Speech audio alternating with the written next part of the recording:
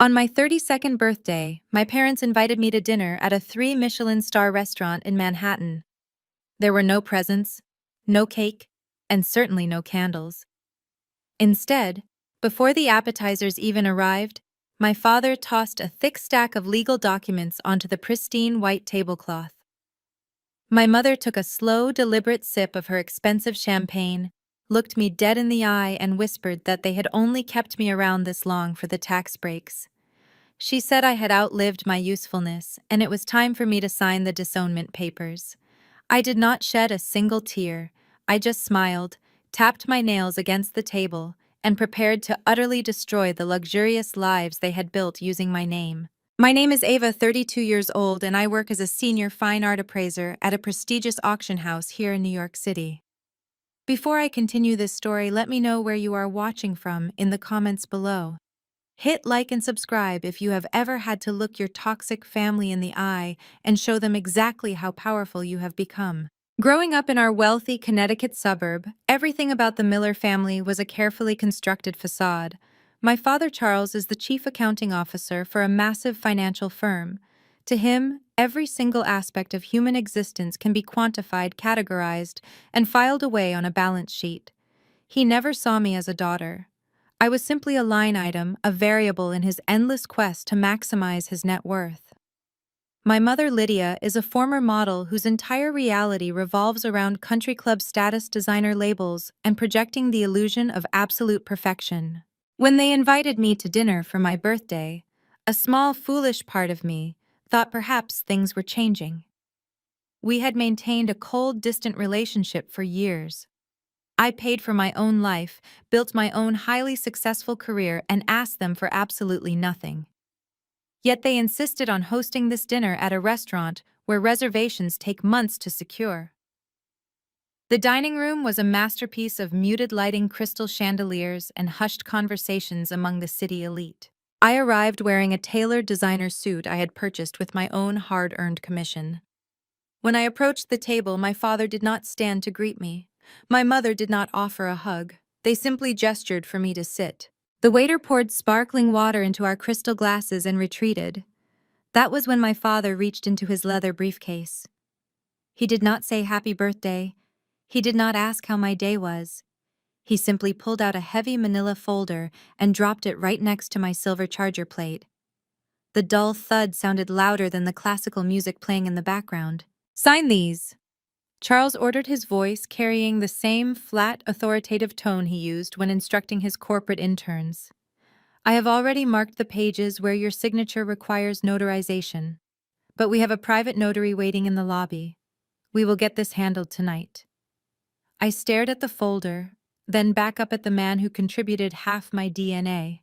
I asked him what exactly I was signing. My mother adjusted her diamond necklace, letting out a small dramatic sigh, as if my question was an unforgivable inconvenience. She told me not to make this tedious. Her voice was dripping with absolute disdain. She said it was exactly what they had discussed with their wealth manager. Those were formal disownment papers, along with a complete waiver of any future claims to their estate. I sat perfectly still. The sheer audacity of doing this in a public place on my birthday was staggering even for them. I asked if they seriously invited me to a birthday dinner just to disown me, keeping my voice dangerously quiet so the neighboring tables would not overhear. Lydia picked up her champagne flute, the bubbles catching the light of the chandelier. "Let us be entirely honest for once," she sneered, her perfectly painted lips twisting into a cruel smirk. "We only kept you around this long for the tax breaks. Having a dependent child, the education credits the head of household deductions during those few years. Your father structured our filings differently. It all served a financial purpose. You were a very convenient tax shield, Ava, but you are 32 now. The IRS loopholes have closed. You have completely outlived your usefulness to this family." Her words were designed to break me. They were crafted to hit every insecurity a child could possibly have about their parents' love. She wanted me to cry. She wanted me to cause a scene to prove her narrative that I was an unstable emotional burden they needed to shed. My father leaned forward, resting his elbows on the table, treating the conversation like a corporate merger gone sour. "You have your own career now. Charles added coldly. You make your own money appraising paintings for rich people. You do not need us, and we certainly do not need you dragging down our financial flexibility. We need to liquidate certain shared assets and restructure our portfolios. Having you legally detached from our estate makes the accounting much cleaner. I looked at the thick stack of papers. They wanted me erased, legally, financially, and personally. They wanted to sever all ties likely so they could funnel every single asset they possessed to my younger brother Grant, the golden child, who had never worked a day in his life, and who currently drained their bank accounts to fund his luxury lifestyle and hidden gambling habits. I felt the cold leather of the banquette beneath me. I felt the smooth glass of my water goblet. I was entirely grounded. Years ago, this kind of rejection would have sent me into a spiral of depression. I would have begged for their affection. I would have asked what I did wrong. I would have wondered why I was so unlovable that my own parents viewed me as nothing more than a tax deduction. But I was not that scared, desperate girl anymore. I was a professional who spent her days uncovering forged artworks, tracking hidden provenance, and exposing frauds who tried to pass off fake masterpieces as the real deal. I knew how to spot a counterfeit. And looking at my parents sitting in their expensive clothes pretending to be American royalty, I saw the biggest counterfeits of all. I did not shed a single tear. I did not raise my voice. I slowly placed my hands on the table and began to tap my manicured fingernails against the white linen cloth. 1, 2, 3. A steady, rhythmic beat. My mother frowned, clearly unsettled by my complete lack of a breakdown. "Stop tapping," she hissed. "It is incredibly bad manners. Just take the pen and sign the document so we can order our entrees in peace." I stopped tapping. I looked at the pen my father had placed on top of the folder. Then I looked him straight in the eyes. I pushed the heavy manila folder back across the table, watching it slide until it hit his water glass. "I will not be signing anything tonight," I replied, my voice smooth and lethal. My mother gasped in mock outrage. "You ungrateful little brat," she snapped. "We are your family. You owe us your compliance." I let a slow, calculated smile spread across my face. "I do not owe you a single thing," I said quietly. "And as for being family, that is a fascinating choice of words.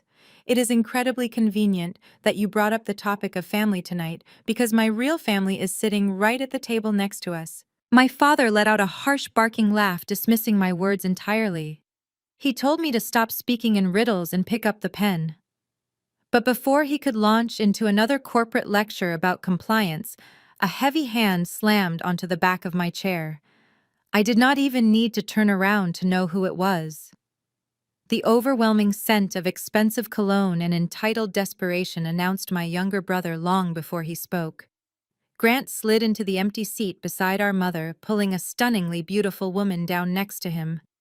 This was Bianca, his latest fiancée, an heiress to a shipping fortune who looked completely out of place dealing with the likes of my family. Grant adjusted his silk tie, a custom piece that I knew cost more than my first car, and glared at me across the table.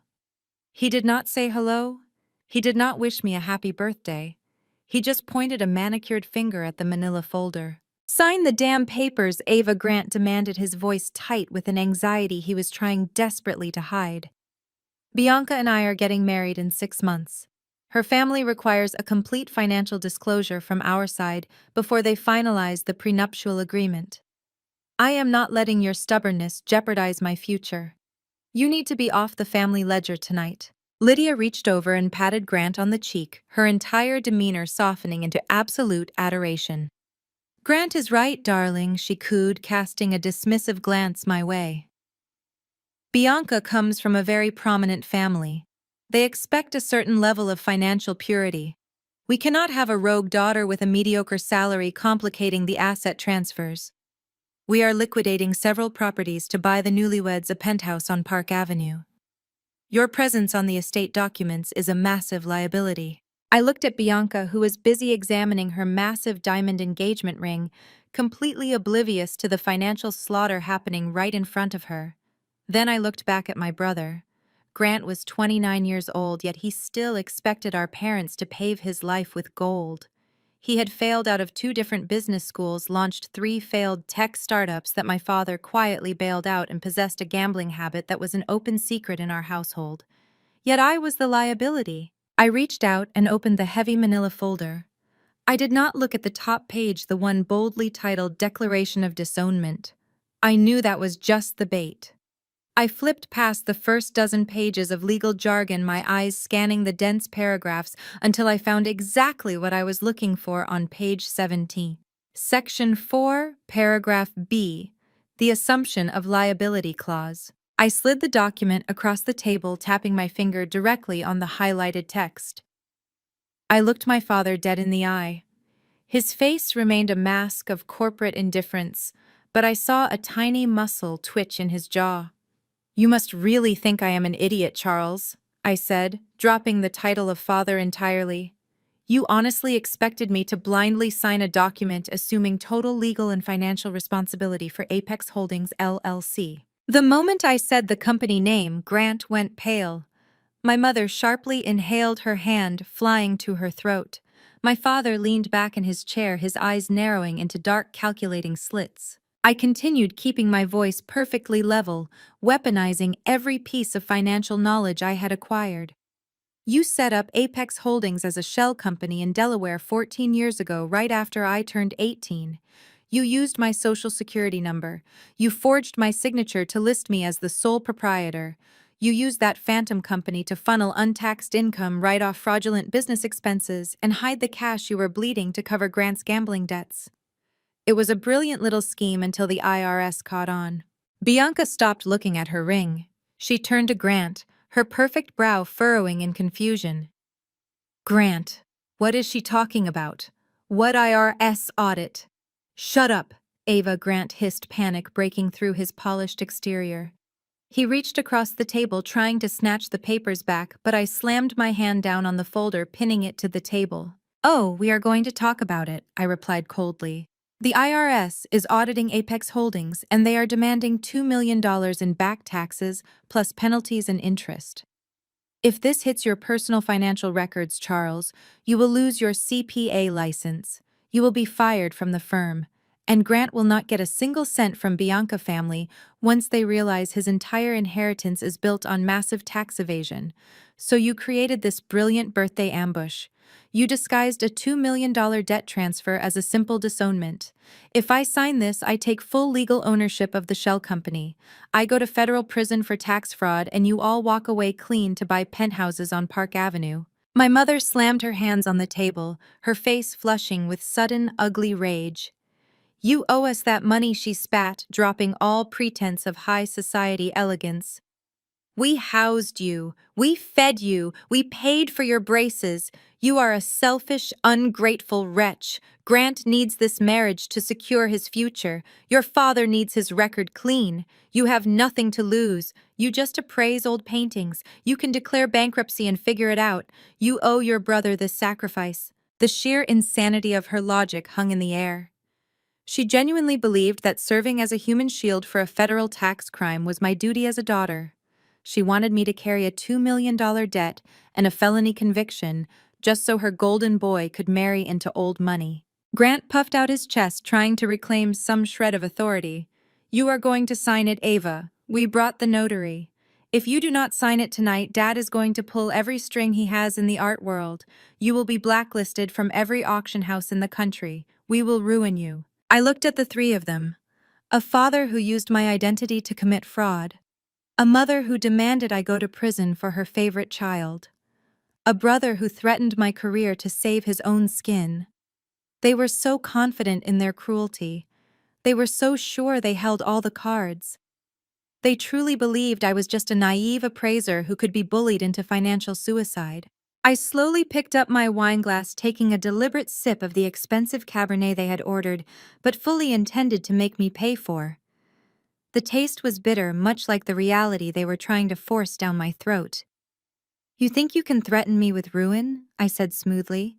"You think you hold the power here because you wear expensive suits and flash stolen money, but you fundamentally misunderstood the situation. My father adjusted his posture, smoothing the lapels of his tailored suit.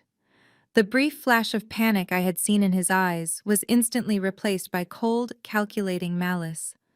He placed his hands flat on the table and leaned toward me, dropping his voice to a low, dangerous register. "You listen to me very carefully," Charles said. "You work at a high-end auction house. You appraise fine art for billionaires and foreign investors. Your entire career is built on a single fragile foundation, and that foundation is your pristine reputation.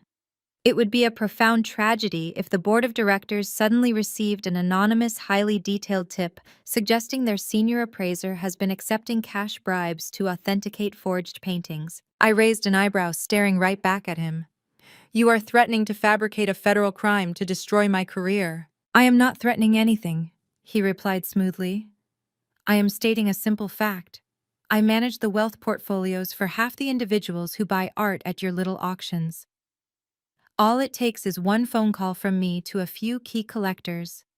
One whisper that Ava Miller inflates appraisals for kickbacks. Your industry relies entirely on trust. Once that trust is gone, you are finished. You will be fired by Monday morning. You will be blacklisted from every gallery and auction house in the country. You will never work in fine art again. Sign the papers, assume the debt, and I will ensure you keep your quiet little job. Refuse, and I will personally see to it that you are completely ruined." The sheer venom in his voice was chilling. He was fully prepared to annihilate my entire livelihood just to protect his own fraudulent accounting and secure my brother a wealthy bride. My mother let out a sharp, mocking laugh, her diamond earrings catching the light as she shook her head. She looked at me with an expression of pure disgust. "You always had this ridiculous martyr complex," Lydia sneered. "You sit there in your cheap designer knockoff suit acting like you are morally superior to us just because you insisted on paying your own way. Do you think anyone cares about your little struggle story? Do you think anyone is impressed that you worked 3 miserable jobs during college?" She turned to Bianca, pointing a manicured finger at me, as if I were a museum exhibit of failure. Can you believe her, Bianca? While the rest of her peers were networking and building social capital, she was scrubbing espresso machines at a coffee shop at 5 in the morning. Then she ran to the campus library to tutor freshmen for minimum wage. And she spent her nights doing inventory in a dusty antique store. She nearly killed herself working around the clock just to pay off her student loans because she was too stubborn to accept her place in this family. I kept my expression entirely neutral, though the memories of those grueling years flashed through my mind. I remembered the exhaustion, the panic of checking my bank account to see if I could afford groceries, the sheer desperation of trying to escape the crushing weight of my debt. And while I was working myself to the bone, I said softly, "You bought Grant a brand new Aston Martin for barely managing to graduate high school with a C average." "Of course we did," Lydia snapped back, slamming her hand against the table. "Grant is a man. He needed to project an image of success, to attract the right kind of social circle. He needed that car to attend the right events and build the right relationships. That is how the world works. You were just a girl studying art history. You did not need a luxury vehicle. You needed to learn humility. But you never learned it. You just became bitter and jealous of your brother." Grant chimed in, puffing out his chest and giving Bianca a reassuring squeeze on her shoulder. "Mom is right," he said, oozing unwarranted arrogance. "You have always resented me because Mom and Dad invested in my potential. They knew I was meant for bigger things. I am building a legacy. You just look at old paintings, stop being so dramatic and take the fall. $2 million is nothing to a guy like Dad. He will probably pay it off for you eventually if you just behave and sign the damn papers. Do not ruin my wedding over your petty jealousy." I looked at Bianca again. She had completely stopped looking at her engagement ring. She was staring at Grant with wide, horrified eyes, finally grasping the absolute dysfunction of the family she was about to marry into. She was watching a mother and father actively extort their own daughter, threatening to destroy her career and force her into bankruptcy, all to cover up a federal tax crime so their golden boy could inherit a clean slate. My mother leaned across the table, her face inches from mine. "Sign the papers," she whispered viciously. "You will never win against us. Your father has the money, the power, and the connections to crush you like an insect. You have nothing but a job that we can take away with one phone call. You are completely alone.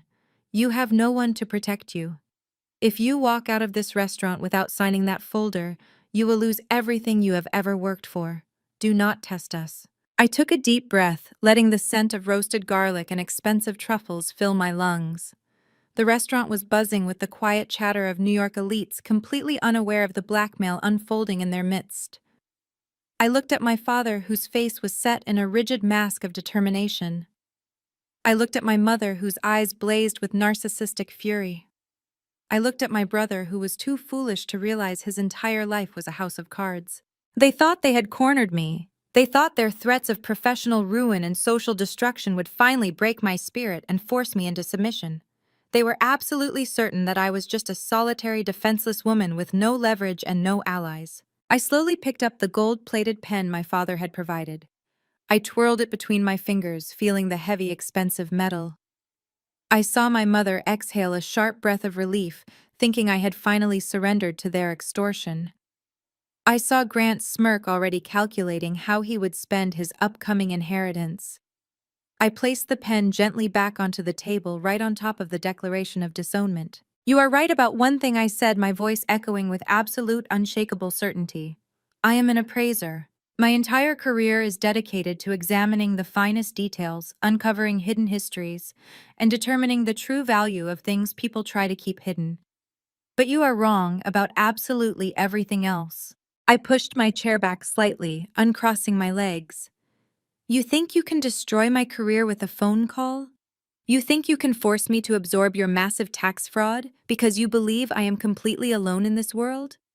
You think I am sitting here without any protection, just waiting to be crushed by your wealth and your connections?" I leaned forward, mirroring my father's aggressive posture, and delivered the exact words that would ignite the complete and utter destruction of the Miller family. "That is a fascinating theory," I said, a cold, predatory smile spreading across my face. "But you made a catastrophic miscalculation tonight. You assumed I came to this dinner completely unprepared. You assumed I was alone. But as I mentioned earlier, you are very much mistaken. My real family is sitting right here with us, and he has been listening to every single word of your extortion." I picked up the gold-plated pen once more. The metal felt heavy and cold against my skin. My father let out a sharp breath of relief. He genuinely believed he had won. He thought his threats of professional ruin had finally broken my spirit. My mother leaned back against the plush leather banquette and took a victorious sip of her champagne. She probably envisioned her perfect future, free of the daughter who refused to conform to her shallow standards while securing her golden boy a penthouse and a wealthy bride. Grant crossed his arms, flashing a smug grin at Bianca, attempting to play the role of the dominant patriarch in training. They were all waiting for the stroke of ink that would shift $2 million of federal tax debt onto my shoulders.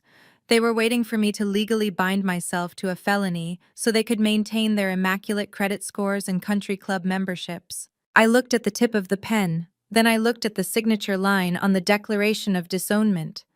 The sheer audacity of their plan was almost impressive. It takes a special kind of sociopath to invite their own child to a Michelin-starred restaurant for their 32nd birthday solely to serve them with a financial death sentence. I did not sign the paper. Instead, I let out a soft, genuine laugh. It was not a laugh of hysteria or panic. It was the sound of absolute, unadulterated clarity. My father frowned. His thick gray eyebrows drew together in a hard line. He demanded to know what was so funny. He ordered me to sign the document before he lost his temper completely. I placed the gold-plated pen squarely in the center of the manila folder. I slid the entire stack of documents across the white linen tablecloth until it hit my father, water glass spilling a few drops onto the polished mahogany table. "Unfortunately, I cannot sign this," I said, keeping my voice perfectly level and entirely conversational. The air at our table instantly crystallized. The ambient noise of the restaurant seemed to fade away, leaving only the palpable, suffocating tension radiating from my family. My mother slammed her champagne flute down. "Do not play games with us, Ava. She hissed the words, her eyes darting around the dining room to ensure no one of importance was witnessing this display of defiance. You have no choice. Your father outlined the consequences. If you walk out of here without signing those papers, your career at the auction house is over. You will be blacklisted by Monday morning. I leaned back in my chair, crossing my legs and folding my hands neatly in my lap.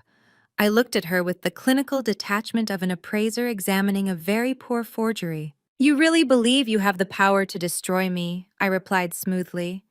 You think Charles can just pick up his phone, call a few wealthy art collectors, and erase a decade of my hard work. You rely on intimidation because you have absolutely no real leverage. Let me explain something to you, Mother. The billionaires who purchase fine art do not care about the gossip of a corporate accountant. They care about authenticity. They care about protecting their investments. My reputation is immaculate because I catch the frauds. I expose the fakes. And right now I am looking at the biggest frauds I have ever encountered in my entire life. Charles' face turned a dangerous shade of crimson. He leaned across the table, his voice a low, threatening growl. You arrogant, ungrateful little girl. You think you are invincible because you wear a nice suit and carry a business card.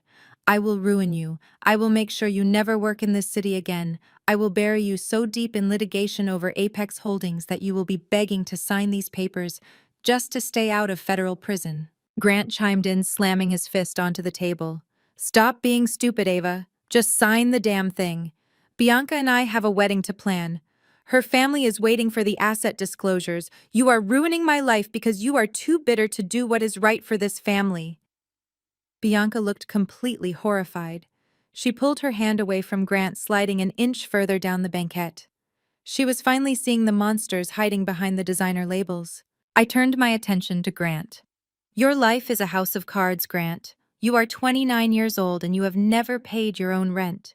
You gamble away hundreds of thousands of dollars on crypto schemes and sports bets, and you expect our parents to cover your tracks by stealing my identity. You are not building a legacy. You are a parasite. And I will not spend one single second of my life nor one single cent of my money protecting you from the consequences of your own pathetic choices. How dare you speak to your brother that way? Lydia shrieked, no longer caring about the volume of her voice. We gave you everything. We are your family. We are your family. I repeated the word, letting it hang in the air like a guilty verdict. You throw that word around whenever you need a human shield. You claim we are a family when you need someone to absorb a massive IRS debt. You claim we are a family when you need a scapegoat for your financial crimes. But when I was working 3 jobs and eating ramen noodles to pay for my textbooks, I was just a tenant you charged for rent. When I was struggling with depression and anxiety in my 20s, I was an embarrassment you hid from your social circle. I picked up my glass of sparkling water, took a calm sip, and set it down. You came here tonight thinking you held all the cards. You thought you could ambush me on my birthday present, me with a financial execution, and walk away clean. You thought I was entirely isolated. You thought I had no resources, no backup, and no one to defend me. Charles scoffed, adjusting his cuffs. You do not have anyone, Ava. You alienated everyone with your stubbornness. You have no power here. I smiled. It was a cold, sharp smile that finally made the color drain from my confident face. That is a catastrophic miscalculation on your part, Charles, I said softly. You assumed I was completely alone. But what a coincidence. My real family is sitting right at the table next to us. I gestured slightly with my hand toward the adjacent VIP booth. And he has been eagerly waiting to discuss your sudden interest in my asset allocation. The scrape of a chair from the VIP booth directly behind my father broke the dead silence at our table. A man stood up. He wore a charcoal gray bespoke suit that screamed Savile Row, perfectly tailored to a tall and imposing frame. His silver hair was swept back with immaculate precision. He picked up his crystal tumbler of scotch, took a leisurely sip, and turned to face our table. Charles did not even look up at first. My father assumed it was an overly intoxicated patron or a confused tourist who had wandered too close to our private dining space. When the man did not move, Charles snapped his fingers in the air, a gesture of profound disrespect he usually reserved for junior accountants. "Excuse me," Charles barked, his face still flushed with anger from our confrontation. "This is a private family dinner. If you are looking for the restroom, it is down the hall. Otherwise, I suggest you return to your table before I have the maitre d' escort you out of the building." The man did not blink. He stepped right past Charles, completely ignoring the threat, and walked directly to my side of the table. He looked down at the heavy manila folder sitting next to my water glass. Then he looked at me. "Good evening, Ava," he said, his voice a rich, resonant baritone that carried an unmistakable weight of supreme authority. "I apologize for interrupting your birthday dinner. I trust the appetizers were at least satisfactory before the extortion began." "The food was excellent, Harrison," I replied, offering him a warm and genuine smile. "The company, however, has proven to be highly defective. I believe we are ready to proceed." Lydia slammed her hand on the table. Her diamond bracelets clinked loudly against the fine china. "Who on earth do you think you are?" she hissed, glaring at the man in the gray suit. "How dare you approach our table and speak to my daughter? Charles, call security immediately. This man is harassing us." Grant puffed out his chest, trying to impress Bianca, who was currently frozen in absolute shock. "Hey, buddy," Grant sneered, standing up slightly from his seat. "You heard my mother. Back off, or I will make you regret walking over here." Harrison slowly turned his head to look at my brother. He did not raise his voice. He did not make a sudden movement. He simply looked at Grant with the kind of cold, clinical detachment a scientist might use to examine a very insignificant insect. "Sit down," Grant Harrison commanded softly. "Your bravado is entirely unearned and frankly embarrassing for everyone involved. I strongly suggest you remain silent while the adults are speaking. If you say one more word to me, I will personally ensure the federal authorities get a full copy of your offshore cryptocurrency ledger by tomorrow morning." Grant fell back into his seat as if he had been physically struck by a heavy blow. The color completely drained from his face, leaving him a sickly pale white. Bianca stared at him in absolute horror, her hands trembling in her lap. That was when my father finally looked closely at the man standing beside me. I watched the exact moment recognition hit Charles. It was a beautiful, deeply satisfying thing to witness. The arrogant corporate patriarch vanished in a single heartbeat. His eyes widened in sheer terror. His jaw went slack. The vein in his neck stopped throbbing, and he seemed to shrink into the plush leather of the banquette.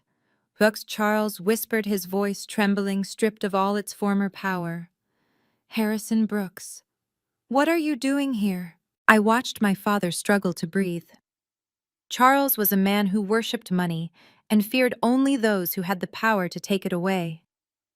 In the financial district of Manhattan, the name Harrison Brooks was spoken in hushed, terrified whispers. Harrison was the man billionaires called when their greedy relatives tried to steal their fortunes. He was the legal equivalent of a firing squad. He did not negotiate, he annihilated, and my father knew exactly who he was. Harrison buttoned his suit jacket, his gaze locking onto my father with lethal precision. "Good evening, Charles. It is fascinating to see you in person. You usually prefer to hide behind heavily redacted emails and offshore shell company filings. But yes, I am Harrison Brooks, and I am here because my client invited me to her birthday dinner." Lydia looked between my father and the man in the gray suit. She was completely lost in the sudden shift of power.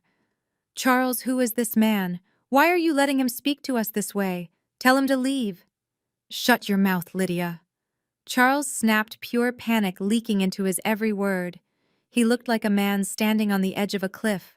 Harrison offered a polite, utterly merciless smile to my mother. "Allow me to introduce myself, Mrs. Miller. I am Harrison Brooks, Senior Managing Partner at Brooks & Associates. We are a boutique law firm located right here in Manhattan. We specialize in high net worth estate litigation, federal tax defense, and the aggressive prosecution of irrevocable trust fraud. I am widely considered to be the most ruthless trust fund attorney on the Eastern Seaboard. And I am entirely at Ava's disposal." The word trust hung in the air, heavy and lethal. My father swallowed hard, a thick bead of sweat breaking out on his forehead.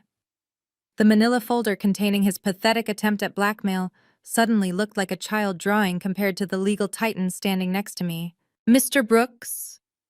Charles stammered, wiping his forehead with a white linen napkin. "This is a private family matter. We are simply having a discussion about estate planning. There is no need for your involvement. We are just asking Ava to sign a standard liability waiver." A standard liability waiver. Harrison repeated, his tone laced with razor-sharp mockery. He reached down and picked up the manila folder. He did not even bother to open it. He simply held it as if it were contaminated waste.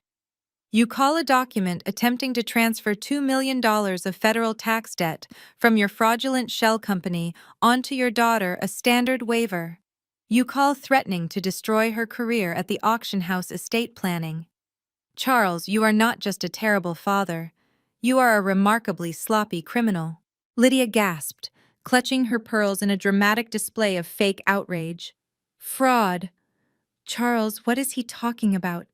We are a respectable family. We do not commit fraud." "Respect is earned," Lydia Harrison said without even looking at her. "And your family has none left. You sat here and told your daughter she was nothing but a tax break. You tried to extort her to pay for a penthouse for your son. I have heard every single word spoken at this table for the past 45 minutes. I have audio recordings. I have transcripts. I have enough evidence to bury this entire family under a mountain of federal indictments before the dessert menu even arrives." Harrison tossed the manila folder back onto the table. It slid and hit Charles' plate, knocking a piece of expensive silver flatware clattering to the floor. Now Harrison said, his eyes locking onto Charles with cold, calculated intent. "Let us talk about why I am really here. Because the IRS audit is just the appetizer. We are here to discuss the main course. We are here to discuss a 15-year-old secret that you have been desperately trying to keep buried." Harrison unfastened the brass clasps of his leather briefcase with a sharp metallic click. He reached inside and withdrew a stack of documents significantly thicker than my father's pathetic disownment folder. He did not hand them to Charles politely. He raised the stack high and slammed it down onto the center of the table. The heavy thud rattled the crystal glasses and made my mother jump in her seat. "Let us review your masterpiece of accounting," Charles Harrison said, his voice echoing with absolute authority. "These are the consolidated financial statements for the Beatrice Sterling Irrevocable Trust. Yes, I saw your eyes dart just now. You thought you buried this deep in the Cayman Islands. You thought shifting the assets through 5 different shell companies would make it untraceable. You forgot that I am the man who literally writes the textbooks on forensic asset recovery." My father looked as if all the oxygen had been vacuumed out of the restaurant. His hands gripped the edge of the table so hard, his knuckles turned stark white. He opened his mouth to speak, but no sound came out. I leaned forward, resting my arms on the table, taking over the execution. 15 years ago, I said, my voice carrying a lethal calm. My grandmother Beatrice died. I was 17 years old. She knew exactly what kind of man you were, Charles. She knew you viewed your family as nothing more than a diversified portfolio. She knew Lydia only cared about country club memberships and designer handbags. So Grandmother Beatrice completely bypassed both of you in her will. She established a blind trust containing her entire estate, totaling exactly $30 million. And she named me as the sole uncontested beneficiary. Grant let out a strangled gasp. 30 million, he repeated, staring at me as if I had suddenly grown a second head. Bianca put a hand over her mouth, her eyes darting between Grant and my parents. Lydia forced a shrill, nervous laugh. She reached for her wine glass, her hand trembling violently. "This is absurd. Mother left us a modest inheritance. There was no $30 million. Ava, you are having one of your episodes again." "Mr. Brooks, my daughter has a history of severe mental instability. You cannot possibly believe these delusions." I did not break eye contact with my mother. I let her desperate, pathetic lie hang in the air for a long moment. Mental instability. I repeated, tasting the bitter cruelty of the words they had used to destroy my teenage years. That is exactly the narrative you needed, is it not? You found out about the $30 million. You realized the money was locked in a trust you could not legally touch. You were furious. Charles was bleeding money from bad investments, and you were desperate to maintain your wealthy facade. You needed a way to bypass the legal protections my grandmother put in place. I reached out and flipped open the heavy stack of documents Harrison had provided. I slid a specific medical file across the table, stopping it right in front of my father. So you committed a federal crime, I stated flatly. You bribed a private psychiatrist named Dr. Eris Thorne. You paid him $50,000 from your corporate expense account to diagnose me with severe bipolar disorder and extreme emotional volatility. I was 17 and grieving the only person in this family who actually loved me. I was crying in my room. You used my grief as a weapon. You had me forcibly committed to a private psychiatric facility for 2 weeks. You drugged me. You kept me isolated from my friends and my teachers. Lydia's face drained of all color. She shrank back into the booth, her eyes wide with mounting terror. Charles was sweating profusely, his chest heaving as he stared at the forged medical records bearing his signature. You took those fabricated medical reports to a sympathetic judge. I continued, my voice rising just enough to command the entire space around our table. You filed an emergency petition for a permanent conservatorship. You stood in a courtroom and swore under oath that I was completely unfit to manage my own life, let alone a massive financial estate. You convinced the court to grant you full fiduciary control over the Beatrice Sterling Irrevocable Trust. You stole my legal autonomy. You stole $30 million from your own grieving daughter. That is a lie, Charles hissed, his voice a frantic, desperate whisper. He looked around the room, terrified that the wealthy patrons nearby were listening to his unraveling. Those documents are forged. I acted in your best interest. You were out of control. We had to step in to protect you from yourself. You were a danger to this family. Harrison let out a short, dark laugh. Protect her. Charles, I have the wire transfer receipts. I have the emails between you and Dr. Thorne discussing the exact medical terminology required to satisfy the judge. I have the signed affidavit from Dr. Thorne himself, who recently decided to cooperate fully with federal investigators in exchange for a reduced sentence. You did not protect your daughter. You executed a highly coordinated, premeditated conspiracy to commit wire fraud, bank fraud, and elder abuse by proxy. My mother slammed her hands over her ears, shaking her head side to side. Stop it. Stop saying these things. We are a good family. We gave you everything. We bought you clothes. We put a roof over your head. You had no idea how to manage that kind of wealth. You would have squandered it. Your father invested it wisely. He grew the portfolio. He protected the family legacy. Protected the family legacy, I shot back, my voice dripping with absolute disgust. You call laundering my inheritance through offshore accounts protecting the legacy. You call buying Grant luxury sports cars and funding his degenerate gambling habit a wise investment. Every single dollar you have spent over the past 15 years was stolen from me. The designer dress you are wearing right now, Lydia. Stolen. The Michelin star dinner you are trying to make me pay for. Stolen. The Park Avenue penthouse you promised to buy Grant and Bianca. Stolen. I looked directly at Grant. My brother was staring at his hands, his entire world shattering into a million jagged pieces. He had spent his entire life believing he was a self-made entrepreneur, a golden child destined for greatness. Now he was realizing he was nothing but a parasite feeding off a trust fund his father had violently stolen from his sister. You are not a millionaire, Grant, I said coldly. You are an accessory to grand larceny. Charles lunged forward across the table, his face contorted in a mask of absolute unhinged fury. He grabbed the edge of the documents, trying to rip them away from me. I will destroy you for this. I will hire the best defense attorneys in the country. I will drag you through the courts for decades until you are bankrupt and begging on the street. You have no idea who you are dealing with. Harrison effortlessly reached out and clamped his hand over my father's wrist. His grip was like a steel vice. Charles gasped in pain, his fingers immediately releasing the paperwork. You are the one who has no idea who you are dealing with, Charles, Harrison said softly, his voice carrying a promise of total annihilation. Because the theft of the trust fund is merely the civil litigation. We have not even discussed the criminal charges yet. We have not even discussed what happens when the men in suits arrive. Harrison released his iron grip on my father. Charles slumped back into his seat, rubbing his wrist, his chest heaving as the reality of his situation began to suffocate him. I did not give them a single second to recover. I reached into the stack of documents and pulled out a separate, neatly bound packet of bank statements. These were not summary reports. These were granular, line-by-line transaction records from the Cayman accounts Charles thought were impenetrable. I slid the first highlighted page across the table, bypassing my parents entirely, and stopping it right in front of Bianca.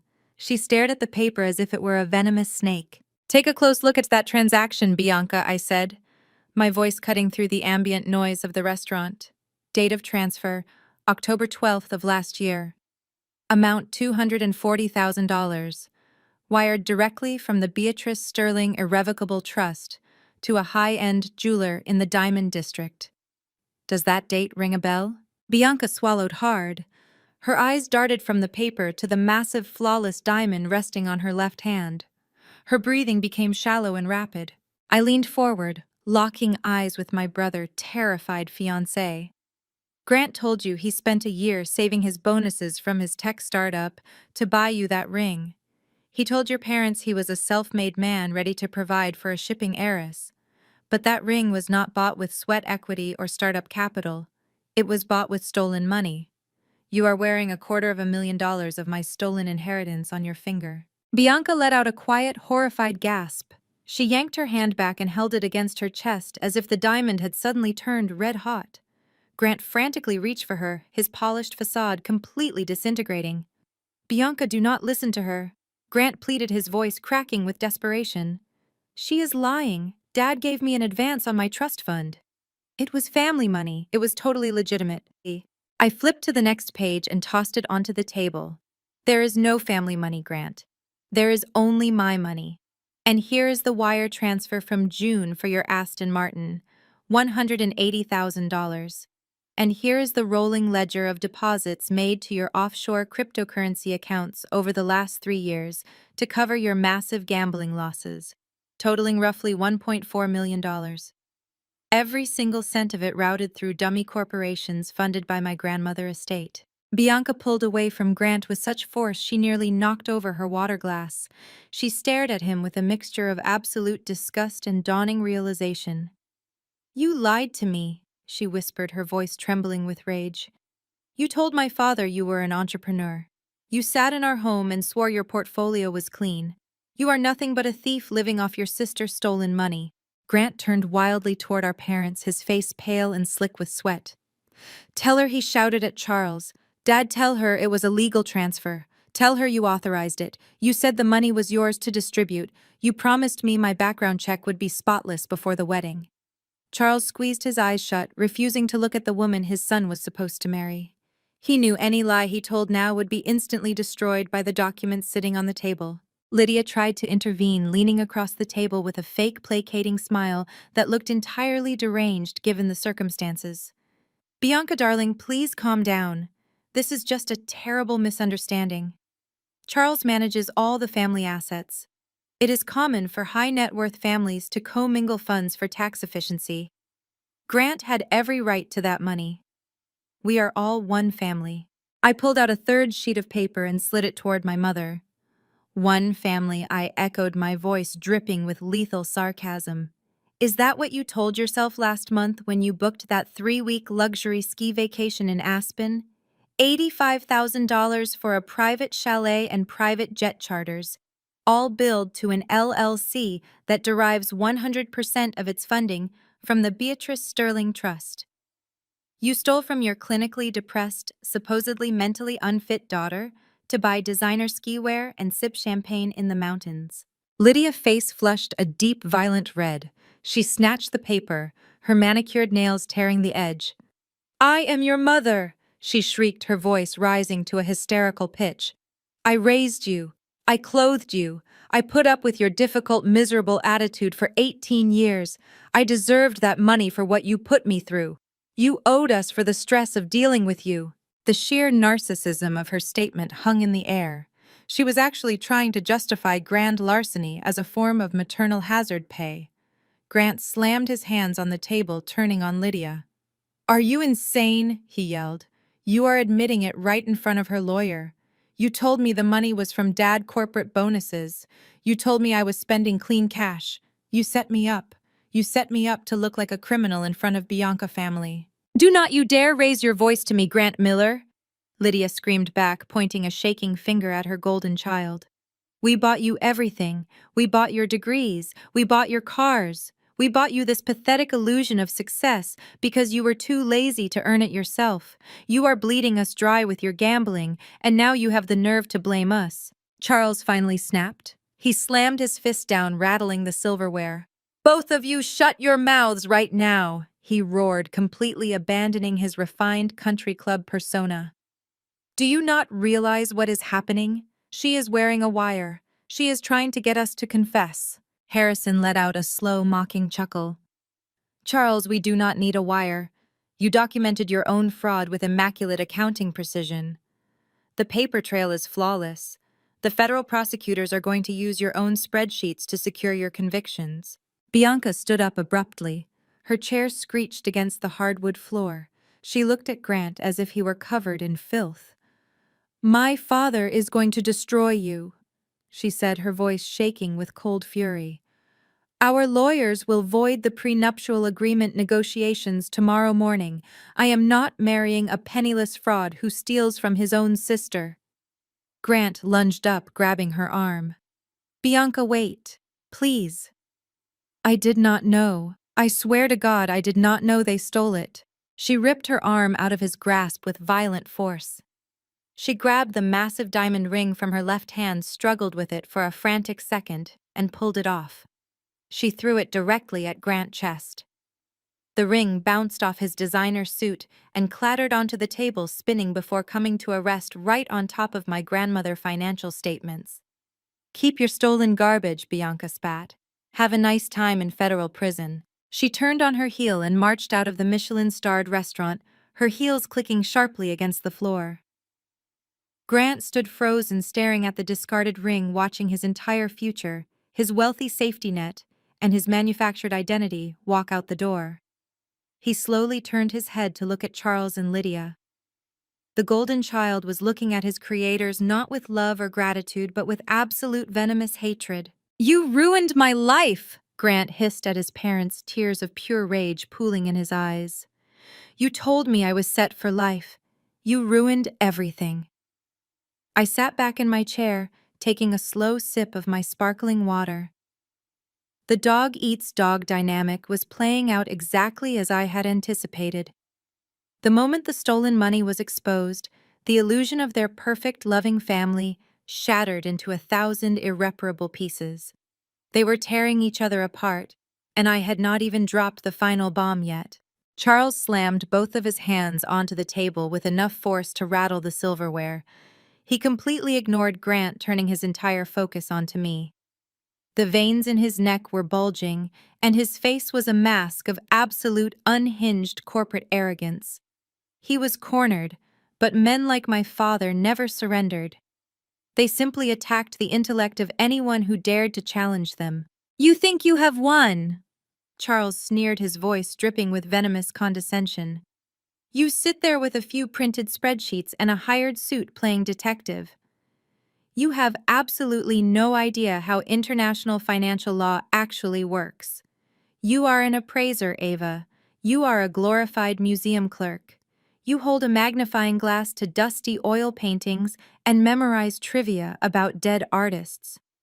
You do not possess the cognitive capacity to comprehend the complexity of offshore asset restructuring." He straightened his posture desperately, trying to project the aura of an untouchable financial mastermind. "Even if you show those bank statements to a judge," he continued, his tone dripping with patronizing confidence, "you cannot prove malicious intent. You cannot prove I committed fraud. I am a senior accounting executive. I placed your trust fund into a series of layered protective holding companies to shield the capital from market volatility. I invested the liquidity into tangible, unregulated assets. It is a perfectly legal wealth preservation strategy. You cannot trace the liquid cash because it does not exist anymore. You are out of your depth, little girl. You have brought a paintbrush to a gunfight. I let his arrogant monologue echo in the quiet space of our dining area. I did not interrupt him. I let him dig his own grave with every single word. I looked at Harrison, who offered me a subtle, knowing nod. Then I turned my attention back to the man who thought he had outsmarted the federal government. I reached down to the floor and picked up my own leather briefcase. I placed it on the table, unzipped the main compartment, and pulled out a thick black binder. I dropped it heavily onto the white linen cloth right next to his stack of bank statements. "You are incredibly predictable, Charles," I said, keeping my voice perfectly level and razor sharp. "You have spent my entire life belittling my intelligence because I did not want to sit in a cubicle and manipulate tax codes. You assumed my career in the fine arts sector was just a frivolous hobby. You thought I was just looking at pretty pictures." I opened the black binder. I pulled out a glossy high-end auction catalog from 2 years ago and slid it across the table until it rested against his water glass. "Turn to page 42, I commanded. Charles stared at the catalog, refusing to touch it. His arrogant facade faltered for a fraction of a second. I reached over and flipped the page for him, tapping my manicured finger on a high-resolution photograph of a rare 19th-century French bronze sculpture. "That piece was purchased at a private estate sale in Geneva 30 months ago," I stated, my voice echoing with forensic precision. The buyer was listed as an anonymous overseas holding company. The purchase price was $400,000. The funds for that transaction originated directly from the Beatrice Sterling Irrevocable Trust. "You wired the stolen money to Switzerland to buy that bronze." My father swallowed hard. His eyes locked on the photograph. He tried to maintain his composure, but his breathing had become noticeably shallow.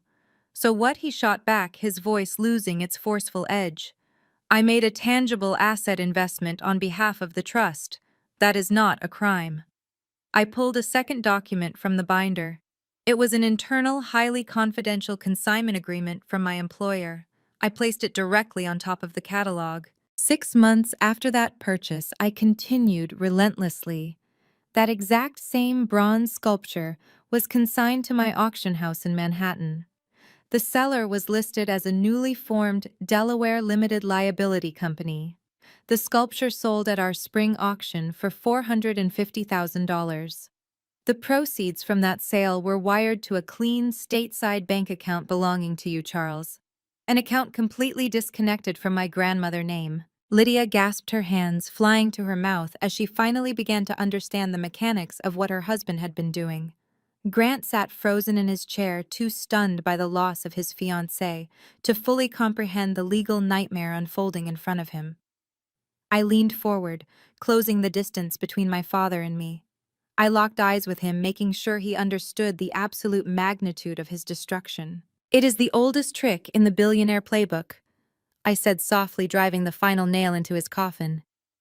"You buy unregulated high-value art and antiquities with dirty, stolen money.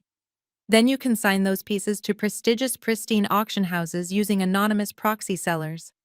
You let the auction house sell the item to a legitimate buyer, and they wire you clean, fully taxable capital gains. It is a textbook money laundering syndicate. And you ran the entire operation using my inheritance." Charles' face turned the color of ash. He stared at me, sheer terror finally breaking through his arrogant exterior. He opened his mouth to deny it, but his voice failed him. "Did you really think I spent the last decade studying art history? Because I liked the brushstrokes?" I asked, my tone laced with absolute, unyielding triumph. "Did you really think I clawed my way up to become a senior appraiser at one of the most elite auction houses on the planet, just for the prestige? I spent 10 years building an immaculate reputation, specifically so I would be granted high-level executive clearance. I needed security access to view the private confidential consignment records. I became an appraiser specifically to hunt you down." I began pulling page after page from the black binder, tossing them onto the table in a rapid, relentless barrage. "Here is the provenance record for the vintage Patek Philippe watch you bought in London and washed through our autumn sale. Here is the transaction history for the collection of rare diamonds you routed through a proxy buyer in Dubai.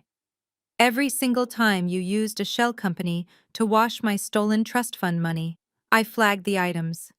I tracked the shipping manifests. I pulled the IP addresses from the anonymous seller accounts and matched them directly to the servers at your corporate accounting firm. I was the insider, Charles. I stood on the auction block and watched you launder my money in real time, and I meticulously documented every single federal violation you committed. My mother let out a strangled, terrified whimper. She turned to my father, grabbing his sleeve. "Tell me she is lying, Charles. Tell me you did not leave a paper trail. If they prove money laundering, they will seize everything. They will take our house." Charles could not look at her. He was staring at the mountain of irrefutable evidence I had just dumped onto the dining table. The man who viewed his family as nothing more than numbers on a spreadsheet had just been completely dismantled by the daughter he deemed worthless. Harrison Brooks stepped forward, his imposing presence casting a long, dark shadow over my parents. He adjusted his suit jacket, his expression completely devoid of mercy. As a financial executive, Harrison said, his voice deep and resonant, "You are well aware of the mandatory minimum sentencing guidelines for federal wire fraud. But combining that with a multi-million-dollar international money laundering operation elevates this to an entirely different judicial stratosphere. You did not just steal from your daughter Charles. You used the United States banking system and international auction houses to conceal the proceeds of a crime. The evidence Ava has compiled is not just civil litigation material. It is a fully categorized criminal dossier." I sat back in my chair, picking up my glass of sparkling water. I took a slow, victorious sip. "You thought I was a disappointment because I did not understand financial law," I said, looking at the broken, trembling man across from me. "But I understand it perfectly. I just used it to build your prison cell instead of a portfolio." Charles stared at the mountain of evidence documenting his money laundering operation, but the absolute arrogance of a man who had spent his entire life dodging consequences refused to let him surrender. He had been backed into a corner, completely stripped of his financial leverage, so he did what every desperate narcissist does when their private crimes are exposed. He threatened public destruction. His breathing slowed. He straightened his tie with trembling fingers and forced a chilling, hollow laugh that echoed sharply over our table. "You really think you have outsmarted me?" Charles sneered, his voice dropping into a menacing, calculated rhythm. "You think a stack of auction records and some banking spreadsheets are going to put me behind bars? You are forgetting one crucial element, Ava.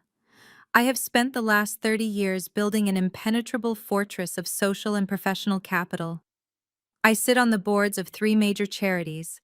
I golf with media executives and federal judges. You are a 32-year-old single woman with a documented history of being committed to a psychiatric facility." He leaned across the table, his eyes burning with absolute malice. "If you try to take this to the authorities, I will unleash a public relations nightmare that will swallow you whole. I will hire the most aggressive crisis management firm in Manhattan. I will feed your fabricated teenage psychiatric evaluations to every tabloid, every blog, and every news outlet in this city.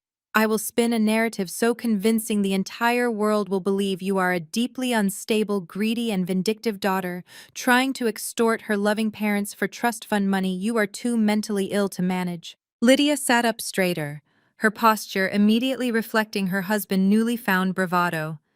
"Yes," she chimed in, her voice dripping with venom.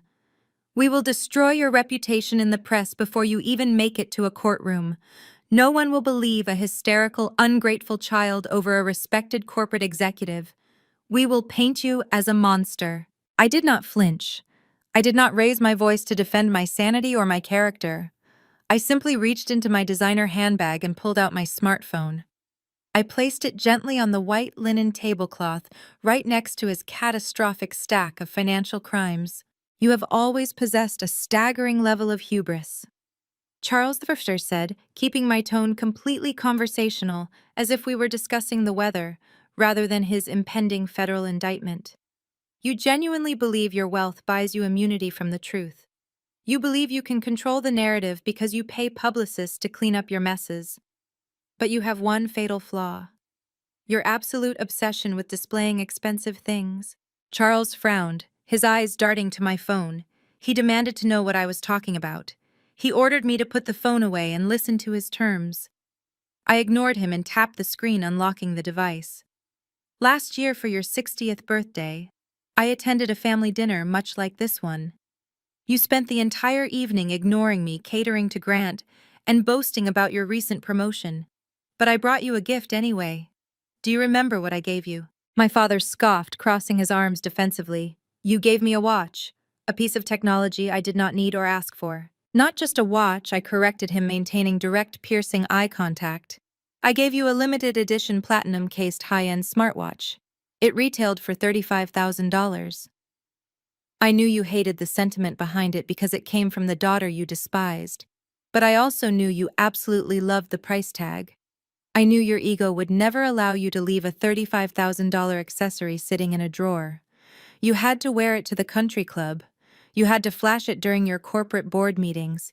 You wore it every single day to prove to your wealthy colleagues that you belonged in their elite circle. A flicker of uncertainty crossed my father's face.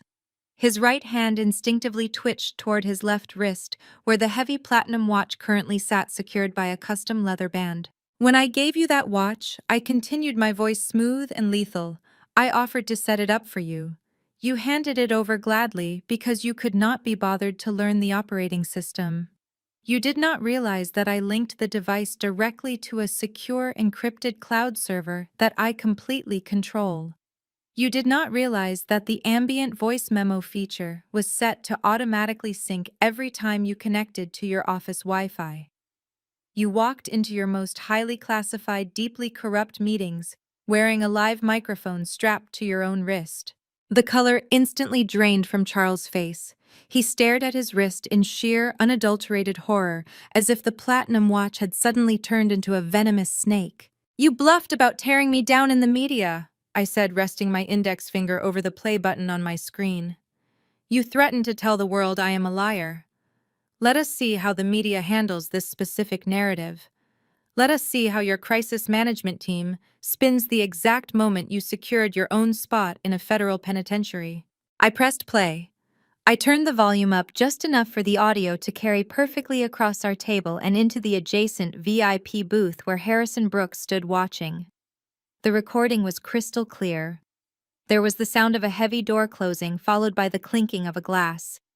Then my father's voice filled the air, thick with arrogance and entitlement. Listen to me very carefully, Agent Caldwell. The audio playback captured Charles' exact tone.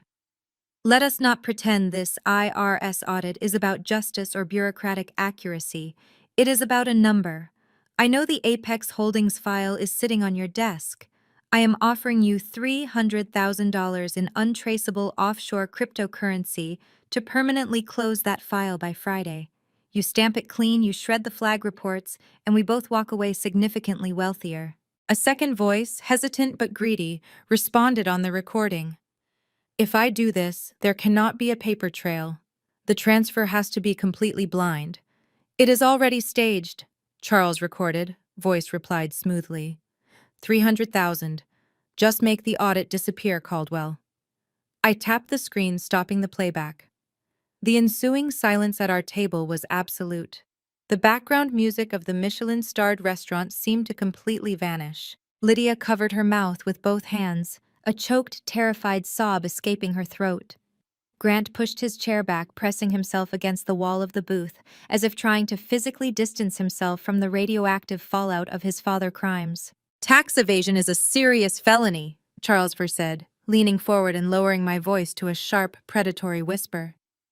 Money laundering will cost you your assets and your freedom, but actively bribing a federal agent of the Internal Revenue Service. That is an entirely different category of destruction. There is no public relations firm on Earth that can spin a high-definition audio recording of you committing federal bribery. Harrison Brooks stepped closer to the table, adjusting his immaculate suit jacket. His presence amplified the total devastation I had just unleashed. Bribery of a federal official carries a maximum sentence of 15 years in federal prison. Harrison stated his legal authority, hammering the final nail into my father's coffin. That is a consecutive sentence, Charles. It runs in addition to the wire fraud, the bank fraud, and the money laundering charges. You threatened to ruin Ava's reputation in the tabloids. But the only press release being drafted tomorrow morning will be from the Department of Justice announcing the complete dismantling of your financial career and your immediate arrest. Charles sat completely paralyzed. He looked down at the expensive platinum watch strapped to his wrist. He had voluntarily carried the instrument of his own demise into every corrupt meeting he had attended over the past year. His insatiable greed and desperate need to project wealth had blinded him to the trap I had meticulously laid. "You called me worthless tonight," I said, my voice carrying the triumphant resonance of a woman who had just conquered her greatest abusers. "You said I had outlived my usefulness to this family, but I think I just proved exactly how much value I possess. You wanted to disown me, but I just fired you." The silence that followed the audio recording was heavy and suffocating. Charles was completely immobilized by his own hubris, staring blankly at the platinum watch on his wrist. But the financial slaughter at our table was far from over. I turned my attention away from the broken patriarch and locked my gaze onto the golden child. Grant had spent the last few minutes pressing himself into the leather banquette, hoping the fallout would somehow bypass him. He was a coward who had always relied on our parents to shield him from the consequences of his own incompetence. But the blast radius of this revelation was too massive, and it was about to incinerate his entire fabricated life. Bianca sat rigidly beside him. Her designer clutch rested on her lap, and her manicured hands gripped it so tightly her knuckles were white. Her smartphone suddenly illuminated the dim space of the booth. It vibrated violently against the polished wood of the table. The caller ID flashed the name Montgomery, the senior wealth manager for her family estate. Bianca did not answer the call immediately. She stared at the screen as a rapid succession of text messages began flooding in. The previews illuminated one catastrophic phrase after another. Asset freeze, fraud investigation, Tribeca property compromised, emergency meeting required. I leaned forward, resting my elbows on the table, and offered Bianca a look of cold, calculating pity. "You should open those messages, Bianca," I said smoothly. "Your family advisors work fast, but they are still a few steps behind the reality of your situation. You thought Grant was just living off a stolen trust fund. That is only half the story. The other half involves what he did with the property your father bought for your wedding gift." Grant lunged toward her phone, his face a mask of absolute panic. "Bianca, do not read that," he pleaded, his voice cracking into a pathetic whine. "It is a mistake. It is just the lawyers overreacting to the audit. Give me the phone. I can explain everything." Bianca slapped his hand away with a vicious strike. "Do not touch me," she hissed, her voice vibrating with a terrifying rage. She unlocked her phone, her eyes darting across the screen as she read the incoming reports from her family attorneys. The color completely drained from her face. Her perfect aristocratic composure shattered into a million jagged pieces of raw shock. She stopped breathing for a solid 5 seconds as the magnitude of the betrayal set in. I decided to narrate the exact details of her digital discovery. I wanted my mother to hear every single word of her golden boy and his absolute failure. 2 weeks ago, I stated my voice slicing through the heavy air of the restaurant. Grant received a massive margin call on his offshore cryptocurrency accounts. The digital markets tanked overnight, and his highly leveraged positions were instantly liquidated. He owed his brokers $2.8 million in immediate cash. Our parents could not cover it because Charles' assets were already locked in the IRS audit crosshairs. So Grant did what any desperate parasitic gambler would do. He forged your signature, Bianca.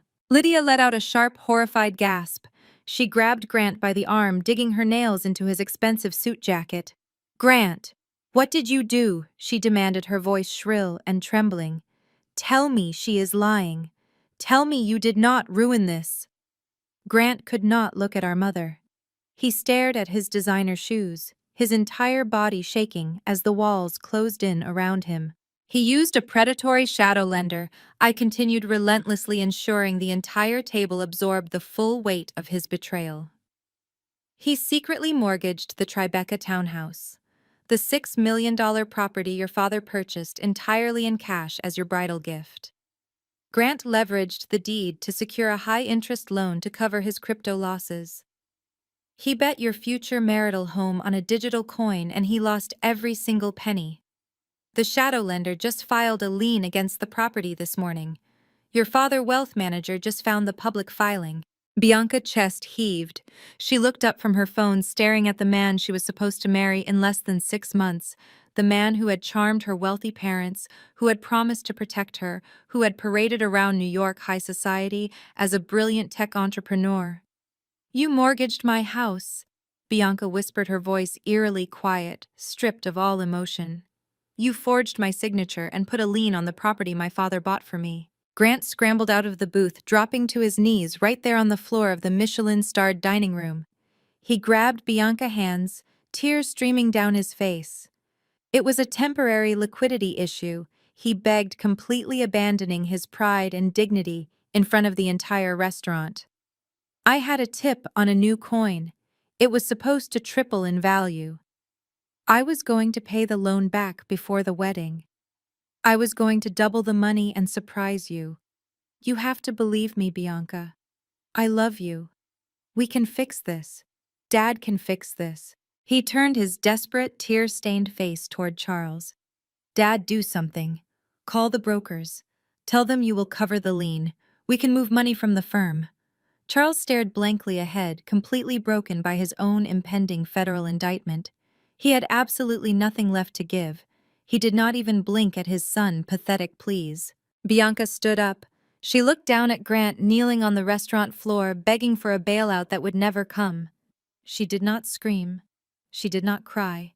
She simply pulled her arm back and delivered a resounding, vicious slap directly across Grant's face. The sharp crack of the impact echoed through the entire dining room, silencing the nearby tables. Grant fell backward, clutching his reddened cheeks, stunned into absolute silence. Bianca did not even look at him again. She turned her furious gaze toward Lydia, who was sitting frozen in the booth, watching her perfect, carefully constructed world burn to ash. Bianca reached down and grabbed her left hand. She gripped the massive $250,000 diamond engagement ring that had been purchased with my stolen inheritance. She ripped it off her finger with such force it left a bright red mark on her skin. She drew her arm back and threw the heavy diamond ring directly at my mother's face. The sharp metal struck Lydia square on the cheekbone before clattering onto the white linen tablecloth right next to the empty wine glasses. Lydia cried out in shock, bringing a trembling hand to her bruised face. "You are all completely repulsive," Bianca said, her voice radiating absolute aristocratic disgust. "You bred a thief, a liar, and a pathetic degenerate." She picked up her designer clutch and looked my mother dead in the eye, delivering a look of pure, unadulterated contempt. "Keep your useless son," Bianca delivered the final blow, her words laced with total finality. "He is exactly what you deserve." Bianca turned on her heel and marched out of the dining room without looking back. Her heels clicked sharply against the polished marble floor, sounding like the final ticking seconds of a time bomb. Grant remained on the floor, staring at the discarded diamond ring sitting on the table. The golden child, the boy who had been handed the world on a silver platter, had just lost his bride, his home, his reputation, and his future in the span of 5 minutes. He had absolutely nothing left, and he had done it all to himself. I looked at Lydia. My mother was clutching her bruised cheek, staring at the empty space where her wealthy future daughter-in-law had just stood. The ultimate socialite had just been publicly humiliated and discarded by the very elite circle she worshipped. Her entire identity was tied to Grant's success, and now he was a bankrupt, publicly disgraced fraud. I picked up my sparkling water, took a slow, refreshing sip, and enjoyed the spectacular view of their absolute ruin. The heavy oak doors of the restaurant swung shut behind Bianca. The sound echoed with a finality that made my mother physically flinch. Lydia stared at the empty space where her golden ticket to New York high society had just evaporated.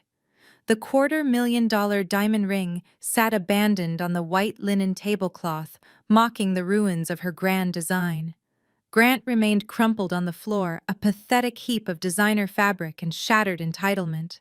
He buried his face in his hands, releasing a series of loud, humiliating sobs that drew disgusted glances from the surrounding tables.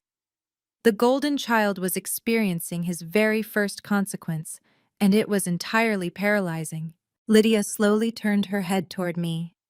The violent rage that had possessed her just moments ago vanished completely. In its place, she summoned the most spectacular performance of her entire life. Her lower lip began to tremble. Large, perfect tears welled up in her eyes and cascaded down her cheeks, carefully avoiding her expensive mascara. She pressed her hands to her chest, adopting the posture of a fragile, heartbroken woman who had just been subjected to a terrible, unpredictable tragedy. Ava, my mother whimpered, her voice cracking with manufactured grief. Ava, please, we have to stop this immediately. This has gone entirely too far. Look at what is happening to our family. Look at your poor brother on the floor. He is completely devastated. We cannot let money destroy everything we have built together. I did not move a single muscle. I watched her weaponize her tears, fascinated by the sheer elasticity of her conscience. Just 10 minutes ago, she was demanding I go to federal prison to protect her lifestyle. She had threatened to destroy my immaculate reputation in the art world. Now she was pleading for my sympathy. Lydia slid across the leather banquette, reaching her hand out across the table as if trying to physically bridge the massive chasm she had spent 3 decades digging. She ignored the mountain of financial evidence separating us.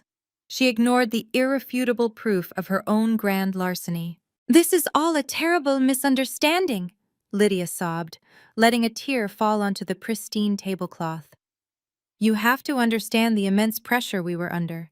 Your father gets so stressed about the corporate accounts and the market fluctuations, he makes decisions without consulting me. I never wanted to take your grandmother money, Ava. I swear to you. I told him it was wrong, but you know how Charles is when he focuses on wealth preservation. He insisted he was just growing the portfolio for your future. We were keeping it safe for you until you were truly ready to manage it. She was throwing her husband directly under the bus to save her own skin. Charles, still paralyzed by the reality of the audio recording that captured his federal bribery, barely registered his wife's betrayal. He just stared blankly ahead, completely detached from the ongoing wreckage of his life. Lydia continued her frantic, desperate rewriting of history. I love you, Ava. You are my daughter. You have always been my brilliant, independent, and capable girl. I pushed you hard because I knew you had so much incredible potential. I was hard on you because the world is hard on women, and I needed you to be strong enough to survive it. Everything I did, every strict rule, every high expectation, it was all born from a mother, deep, profound love. We share the same blood. Blood is thicker than water, Ava.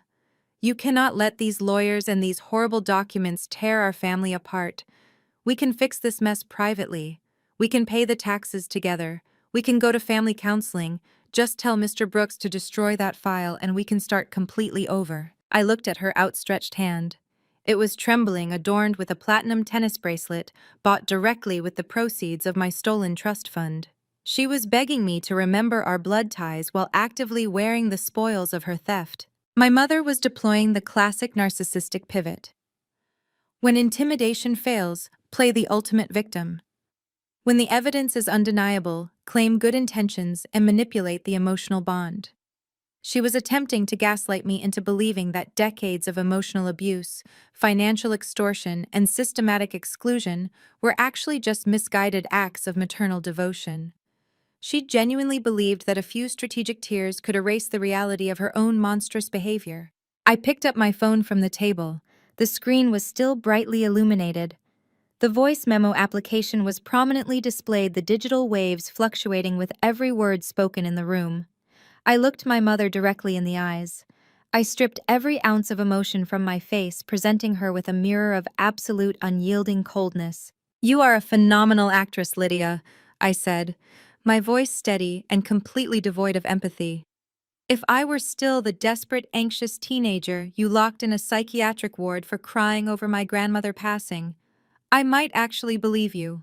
I might reach across this table, take your hand and apologize for making you upset. I might sign that fraudulent liability waiver just to make your tears stop and earn a fraction of your approval. Lydia's eyes widened with a desperate, frantic hope. She leaned closer, thinking her manipulation was finally gaining traction. "Yes, Ava," she whispered eagerly. "Yes, you understand me. We just need to put this ugly business behind us and heal." I shattered her hope with brutal precision.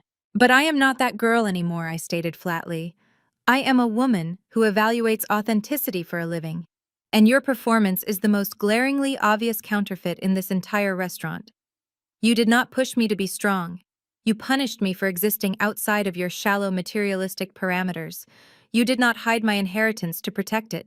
You stole it to fund your luxury ski trips and buy your son a superficial identity. You do not love me, Lydia. You love the lifestyle my money provided you." Lydia pulled her hand back as if she had been burned by an open flame. Her face contorted, the mask of the loving mother slipping to reveal the venomous reality beneath. "Ava, how can you speak to the woman who gave you life this way? Have you no heart at all?" I tapped the screen of my smartphone, gesturing to the glowing red recording icon that was still actively registering every single sound at our table. "You seem to have forgotten the opening act of this dinner, Mother," I replied, my voice echoing with total finality. "You made your position on my existence incredibly clear before the appetizers even arrived. You cannot appeal to my familial loyalty when you spent the last hour explicitly detailing how you plan to ruin my career. You cannot beg for mercy based on our blood connection." I leaned forward, closing the distance between us, ensuring she heard every syllable of her own destruction. "I am just a tax break tool," I said, repeating her exact vicious words from earlier. "I am just a financial shield who has outlived her usefulness. I am completely worthless to you. That is the truth you firmly believed when you walked into this restaurant tonight.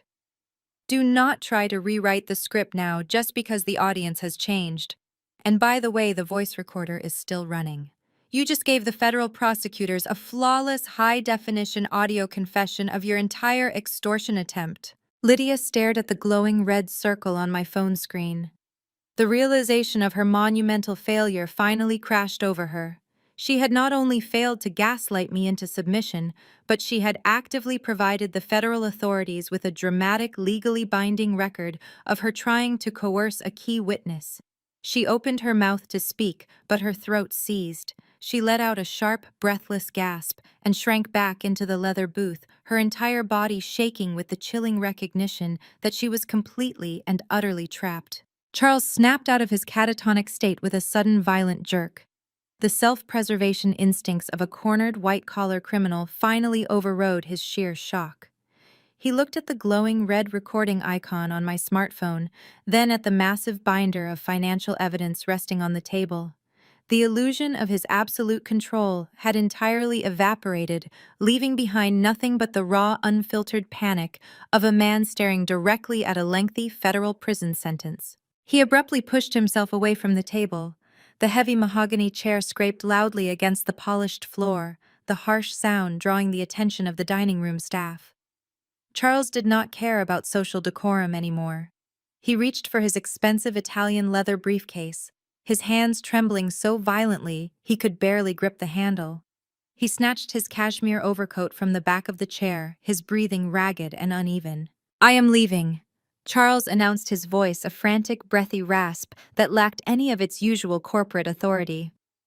"I am not sitting here and participating in this fabricated circus. I am calling my legal team. I am calling the managing partners at my firm. We will see how confident you are when my attorneys file a defamation lawsuit against you by morning." He turned on his heel, intending to march out of the restaurant and disappear into the Manhattan night to begin a desperate campaign of damage control. He took exactly one step. Harrison Brooks shifted his imposing frame smoothly, stepping directly into my father's path. Harrison did not raise his hands. He did not adopt a physically aggressive stance. He simply stood there, an immovable wall of bespoke tailoring and lethal legal authority, completely blocking the exit from our dining booth. "Sit back down," Charles Harrison commanded. The volume of his voice was remarkably low, yet it carried the undeniable force of a judge delivering a final verdict. "You are not going anywhere, and you are certainly not calling your legal team. Move out of my way!" Brooks, Charles snarled, trying to project a menace he no longer possessed. You have no legal authority to detain me in a public restaurant. This is false imprisonment. I will have you disbarred. Move now, or I will call the police myself. I highly recommend you do not involve local law enforcement, Harrison replied, offering a cold, razor-sharp smile. Because they will simply hand you over to the federal agents who are already en route. But please, Charles, humor me. Pull out your phone. Call your expensive corporate defense attorneys. Call your wealth managers. In fact, why do not you log into your banking application right now and check your balances? Charles froze. The absolute certainty in Harrison's tone pierced through his frantic desire to escape. He looked at the seasoned trust fund lawyer, his eyes narrowing with a mixture of suspicion and deep, primal dread. What are you talking about? Charles demanded, his voice dropping to a frightened whisper. Harrison reached into the interior pocket of his charcoal gray suit jacket. He withdrew a single crisp sheet of legal paper bearing the unmistakable embossed seal of the United States District Court for the Southern District of New York. He held it up, perfectly positioned for Charles to read the bold black text at the top of the page. This is a federal injunction, Harrison stated with immaculate punishing precision. Specifically, it is an ex parte asset freeze order signed directly by a federal judge exactly 90 minutes ago. It was executed under the Racketeer Influenced and Corrupt Organizations Act, combined with emergency provisions for international money laundering and wire fraud. My father's face turned the color of wet ash. He stared at the federal seal as if it were a physical weapon aimed directly at his chest. Do you understand what an ex parte freeze means in this context? Charles Harrison continued relentlessly, ensuring every single syllable inflicted maximum psychological damage. It means the federal court reviewed the dossier Ava compiled. They listened to the audio recording of your bribery attempt, and they found the evidence of your financial crimes so overwhelming and your flight risk so extraordinarily high that they bypassed a preliminary hearing entirely. They approved the total seizure of your assets before you even ordered your main course tonight. Charles staggered backward. His knees hit the edge of his leather dining chair. He collapsed into it, the Italian leather briefcase slipping from his trembling fingers and hitting the floor with a dull, heavy thud. Everything is gone, Harrison said, leaning slightly over the table to deliver the fatal blow. Every single domestic bank account tied to your name, your social security number, and your firm has been locked by the Department of Justice. The accounts at Chase, the investment portfolios at Goldman Sachs, your joint checking accounts with Lydia. They currently hold a balance of 0. Your credit cards have been globally deactivated. Furthermore, the authorities have already dispatched requests to their international regulatory counterparts. Your shell companies in Delaware are frozen. Your routing numbers in the Cayman Islands are flagged. Lydia let out a high-pitched, suffocating gasp.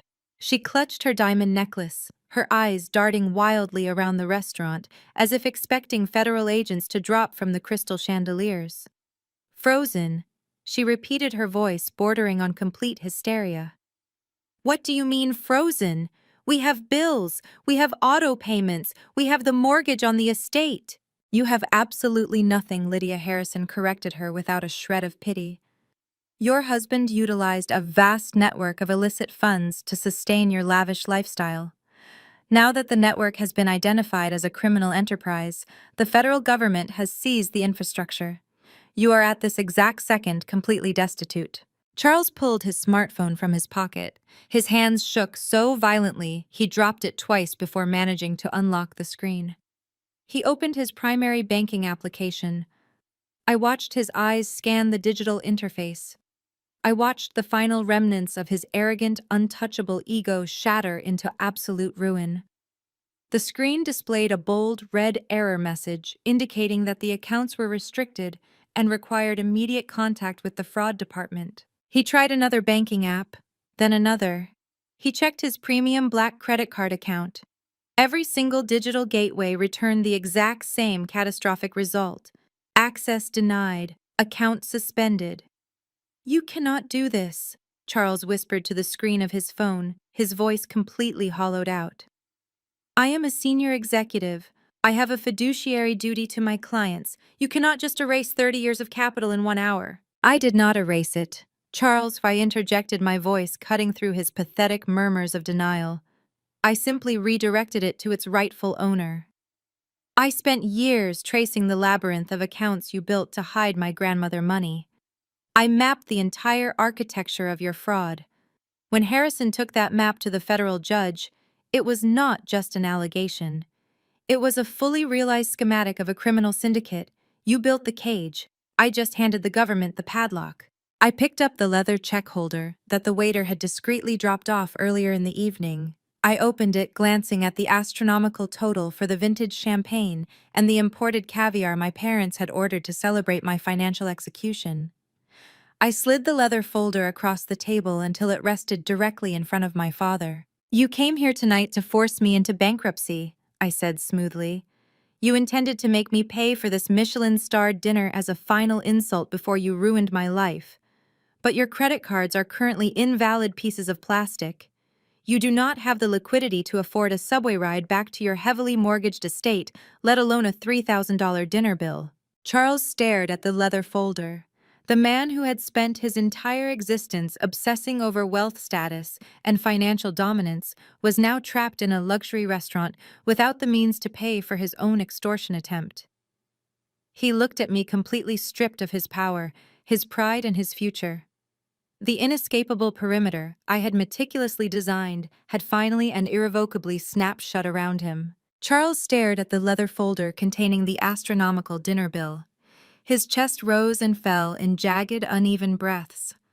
For a man whose entire identity was constructed upon the flawless execution of financial dominance, being rendered entirely insolvent in the middle of a Michelin-starred restaurant was a psychological short-circuit.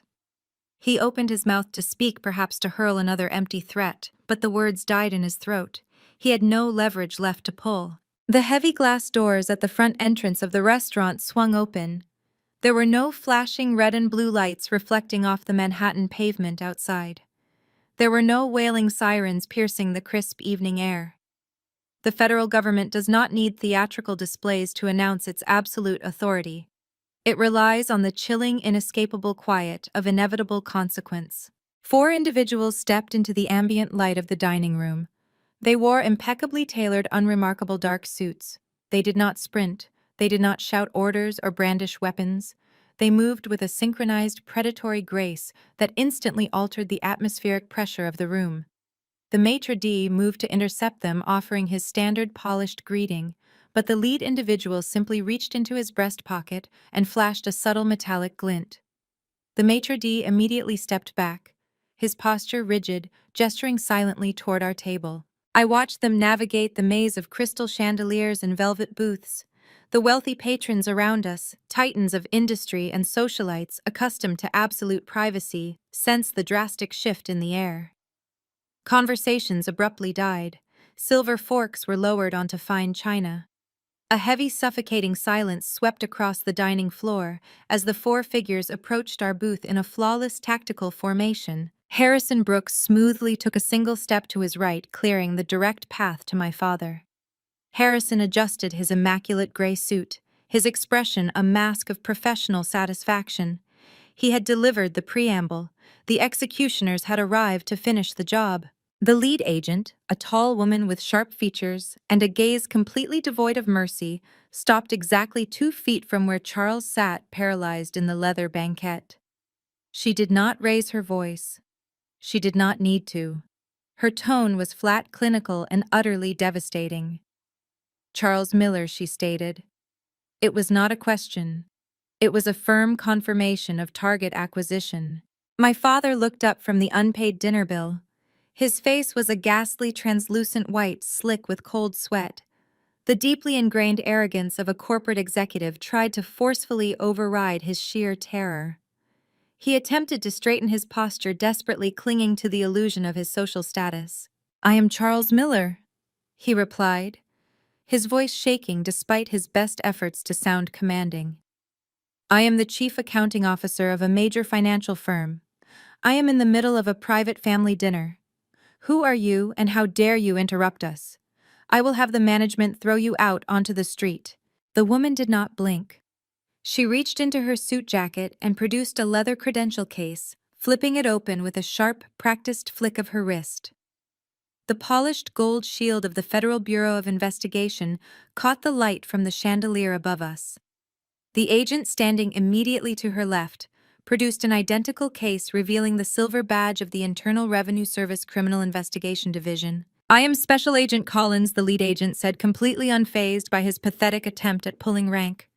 "We are executing a federal arrest warrant issued by the United States District Court for the Southern District of New York. You are being taken into custody on multiple federal charges, including wire fraud, bank fraud, international money laundering, and the active bribery of a federal official." Lydia let out a piercing, high-pitched scream. She pressed herself so far back into the corner of the booth she nearly knocked over a heavy floral arrangement. Grant remained frozen on the floor where his wealthy fiancée had discarded him, his eyes wide and completely vacant, watching his father's untouchable empire crumble into absolute dust. "This is a mistake!" Charles stammered, his hands gripping the edge of the table so tightly his knuckles cracked. "You have the wrong man. I have a team of corporate defense attorneys. You cannot arrest me in a place like this. Do you have any idea who I am? I manage portfolios for the elite. I demand to make a phone call immediately." Agent Collins simply nodded to the two agents flanking her. "Please stand up, Mr. Miller.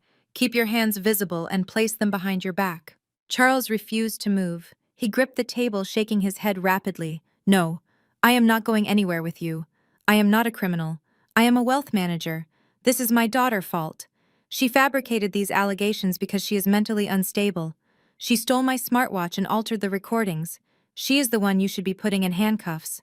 The federal agents did not entertain his frantic, delusional bargaining. The two male agents stepped forward in unison. They reached down, grabbed Charles by his tailored sleeves, and forcibly hauled him out of the plush leather booth. He stumbled, his expensive leather shoes slipping awkwardly on the polished marble floor. "Do not touch me," Charles yelled, his voice cracking into a humiliating, desperate squeak. "Lydia, call the firm. Call the senior partners. Tell them I am being unlawfully detained. Tell them to send the legal team right now." Lydia did not move. She sat paralyzed, sobbing uncontrollably into her hands, completely consumed by the sudden violent death of her high society status. Grant just stared blankly at the polished shoes of the federal agents, his entire reality completely deleted. The metallic heavy ratchet of steel handcuffs echoed loudly through the silent restaurant. The sound was sharp, brutal, and entirely real. The agents expertly pinned Charles' arms behind his back and secured his wrists in the cold metal restraints. The man who had spent his entire life reducing human beings to tax breaks and financial liabilities was now securely bound like a common street criminal. Agent Collins stepped closer, locking eyes with my father as he struggled vainly against the tight steel cuffs. "Charles Miller, you have the right to remain silent. Anything you say can and will be used against you in a court of law. You have the right to an attorney. If you cannot afford an attorney, one will be provided for you." The irony of her final sentence was absolute perfection. Thanks to the asset freeze Harrison had executed, Charles literally could not afford an attorney. The man who managed billions of dollars in elite portfolios was going to require a court-appointed public defender. I remained seated at the table, perfectly composed, watching the entire sequence unfold with clinical satisfaction. Charles twisted his head, looking back at me with an expression of pure, unadulterated hatred. His face was slick with sweat, his expensive suit rumpled and disgraced by the physical arrest. "You did this," he spat, his voice a venomous hiss. "You ungrateful, malicious failure. I gave you life. I should have left you in that psychiatric ward. I will make you pay for this." I picked up my crystal water glass and took a slow, deliberate sip. I did not raise my voice. I did not need to. The entire dining room was dead silent, hanging on my every word. "You gave me a social security number to commit tax fraud," Charles first replied smoothly. "You kept me around for the tax breaks. You literally sat at this table and said, I had outlived my usefulness to this family. I simply proved you wrong. I was incredibly useful tonight. I just helped the federal government balance their books." Agent Collins firmly grasped Charles by the bicep, turning him away from the table. "Let us go, Mr. Miller. Your evening is over." They marched him through the center of the Michelin-starred dining room. Every single wealthy patron, every socialite, every corporate titan, sitting at the surrounding tables watched the chief accounting officer of a major financial firm get paraded out in federal handcuffs. There were no hushed whispers of sympathy. There was only the cold, judgmental silence of the elite watching one of their own being violently excised from their ranks. The absolute public humiliation was total, devastating, and irreversible. Agent Collins gave the signal. The two male federal agents shifted their secure grip on Charles, preparing to guide him through the gauntlet of elite diners. My father, a man who had spent 3 decades meticulously curating an image of untouchable financial supremacy, was now forced to walk with his head bowed and his wrists bound in heavy steel. The bespoke suit he wore hung awkwardly over the harsh, rigid angles of the handcuffs. He took one hesitant step forward, his expensive leather shoes dragging heavily against the polished marble floor. Before they could take another step toward the exit, I pushed my chair back. The scrape of the wooden legs against the floor was piercing in the dead silence of the dining room. I stood up. I did not rush. I smoothed the lapels of my tailored jacket and looked down at the table. There, sitting right next to my crystal water goblet, was the thick manila folder. It held the Declaration of Disownment. It was the financial death warrant my parents had brought to my 32nd birthday dinner with the sole intention of destroying my life. Resting perfectly on top of it was the heavy gold-plated pen Charles had ordered me to use just an hour ago. I picked up the pen. The metal was cool and substantial against my fingers. I picked up the folder. I walked slowly around the edge of the plush leather banquette. Harrison Brooks stepped aside with a polite nod, creating a clear, unobstructed path for me. The federal agents paused their march. Agent Collins looked at me, her sharp eyes assessing my intent, but she did not intervene. She recognized the profound finality of what was about to happen. I stopped exactly 1 foot away from my father. Charles was breathing heavily, his chest rising and falling in rapid, shallow bursts of total panic. He refused to look me in the eye. He stared fixedly at the floor, absolutely broken by the sheer weight of his public humiliation. The surrounding tables were populated by the very people he worshipped and feared. Hedge fund managers, corporate board members, and real estate tycoons were all watching him fall from grace in real time. "Look at me, Charles," I commanded. My voice was not loud, but it possessed a dense, lethal gravity that forced his head to snap up immediately. His eyes were bloodshot and completely hollow. The arrogant patriarch was entirely gone, replaced by a terrified, cornered criminal who had run out of lies to tell. I held up the manila folder so he could clearly see the bold black text printed across the top page. I clicked the gold-plated pen, the sharp mechanical sound echoing between us. I placed the document flat against the polished wooden surface of an empty serving cart positioned right next to our table. I deliberately separated the first page, the one explicitly declaring our complete severance as a family unit, from the pages buried beneath it that attempted to transfer his toxic tax debt. I uncapped the pen and pressed the ink to the thick premium paper. I signed my full legal name on the dotted line. I pressed down hard, ensuring the signature was immaculate, undeniable, and entirely permanent. I picked up the signed document, leaving the rest of the worthless folder abandoned on the cart. I folded the heavy paper precisely in half. I stepped right into my father's personal space. He flinched instinctively, trying to pull back, but the agents held him firmly in place, allowing no retreat. I reached out and shoved the folded document deep into the breast pocket of his ruined suit jacket. I patted the pocket flat, my hand resting briefly over his rapidly beating heart. "You brought this to my birthday dinner to erase me," I said, keeping my voice low, ensuring the words belonged solely to us and the federal agents holding him captive. "You thought you could trick me into signing away my life to cover your monumental failures. You told me I was a disappointment. You told me I was nothing but a tax break." Charles squeezed his eyes shut. A single bead of cold sweat rolled down his temple. He could not formulate a single word of defense. His breathing hitched as the reality of his total defeat washed over him. Well, I signed it, I stated my tone, radiating absolute merciless victory. The disownment is official. The $2 million tax evasion debt from your fraudulent shell company is entirely yours. The international money laundering charges are yours. The federal prison sentence waiting for you at the end of this night is yours. You will bear every single ounce of this destruction completely alone. I took a deliberate step backward, severing the physical and emotional proximity between us forever. We are no longer family, I declared, sealing his fate with absolute precision. You are just a criminal I helped the federal government apprehend. Agent Collins nodded at me, a silent gesture of professional respect. She turned her attention back to her high-value target. Let us move, she ordered her team. The agents guided Charles forward. They marched him directly through the center aisle of the restaurant. There was no backdoor exit. There was no discreet departure to save his dignity. He was paraded past every single table, past the glaring eyes of the Manhattan elite.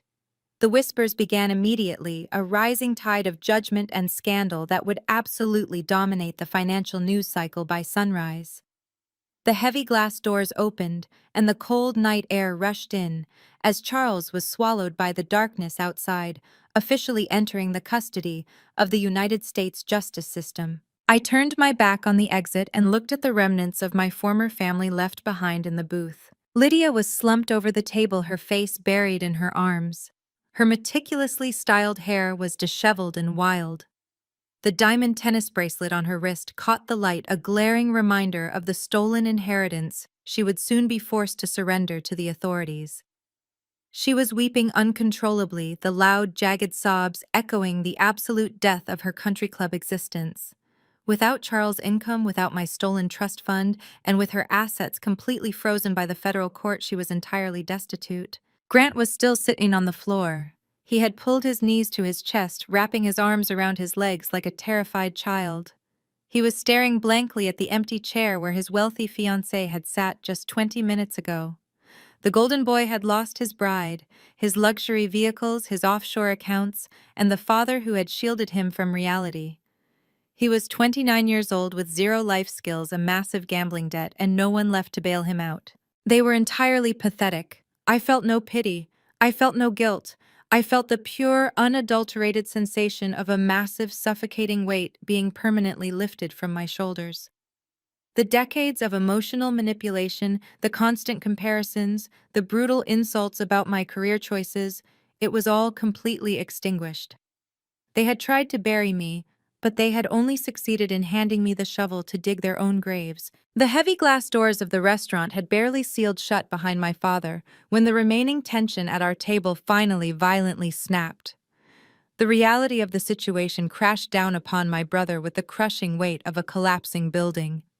The golden child who had never faced a single consequence in his entire 29 years of existence suddenly understood that his bottomless bank account had just been seized by the federal government. He understood that his shipping heiress fiancée was never coming back. He understood that the luxurious consequence-free life our parents had stolen for him was permanently terminated. Grant pushed himself up from the polished marble floor. His designer suit was wrinkled and stained with spilled water. His face, usually set in a mask of unwarranted arrogance, contorted into a hideous display of misdirected feral rage. He could not blame his father for committing federal tax fraud. He could not blame his mother for her insatiable greed. He could only blame the woman who had refused to be their sacrificial lamb. "You ruined my life!" Grant screamed. His voice cracked, echoing harshly against the crystal chandeliers and the mahogany walls of the dining room. "You took my money. You took Bianca. I am going to kill you." He did not possess the tactical intelligence to realize how entirely outnumbered he was. He was blinded by the sheer pathetic entitlement of a man who believed the world owed him everything. Grant lunged forward, throwing his entire body weight across the white linen tablecloth. His hand swiped through the expensive stemware, sending crystal champagne flutes and water goblets shattering onto the floor. Shards of glass exploded in every direction. He reached for my throat, his eyes wide and completely unhinged. I did not flinch. I did not step back. I simply stood my ground watching his pathetic attempt at physical intimidation unfold exactly as a predictable coward would execute it. Harrison Brooks shifted his stance, preparing to intercept the attack, but his physical intervention was completely unnecessary. The Michelin-starred restaurant catered to international diplomats, hedge fund billionaires, and high-profile celebrities. Their private security detail was exceptionally trained, highly aggressive, and instantly responsive. Before Grant could even clear the width of the dining table, two massive men in tailored black suits materialized from the shadows of the adjacent corridor. They moved with terrifying speed and absolute precision.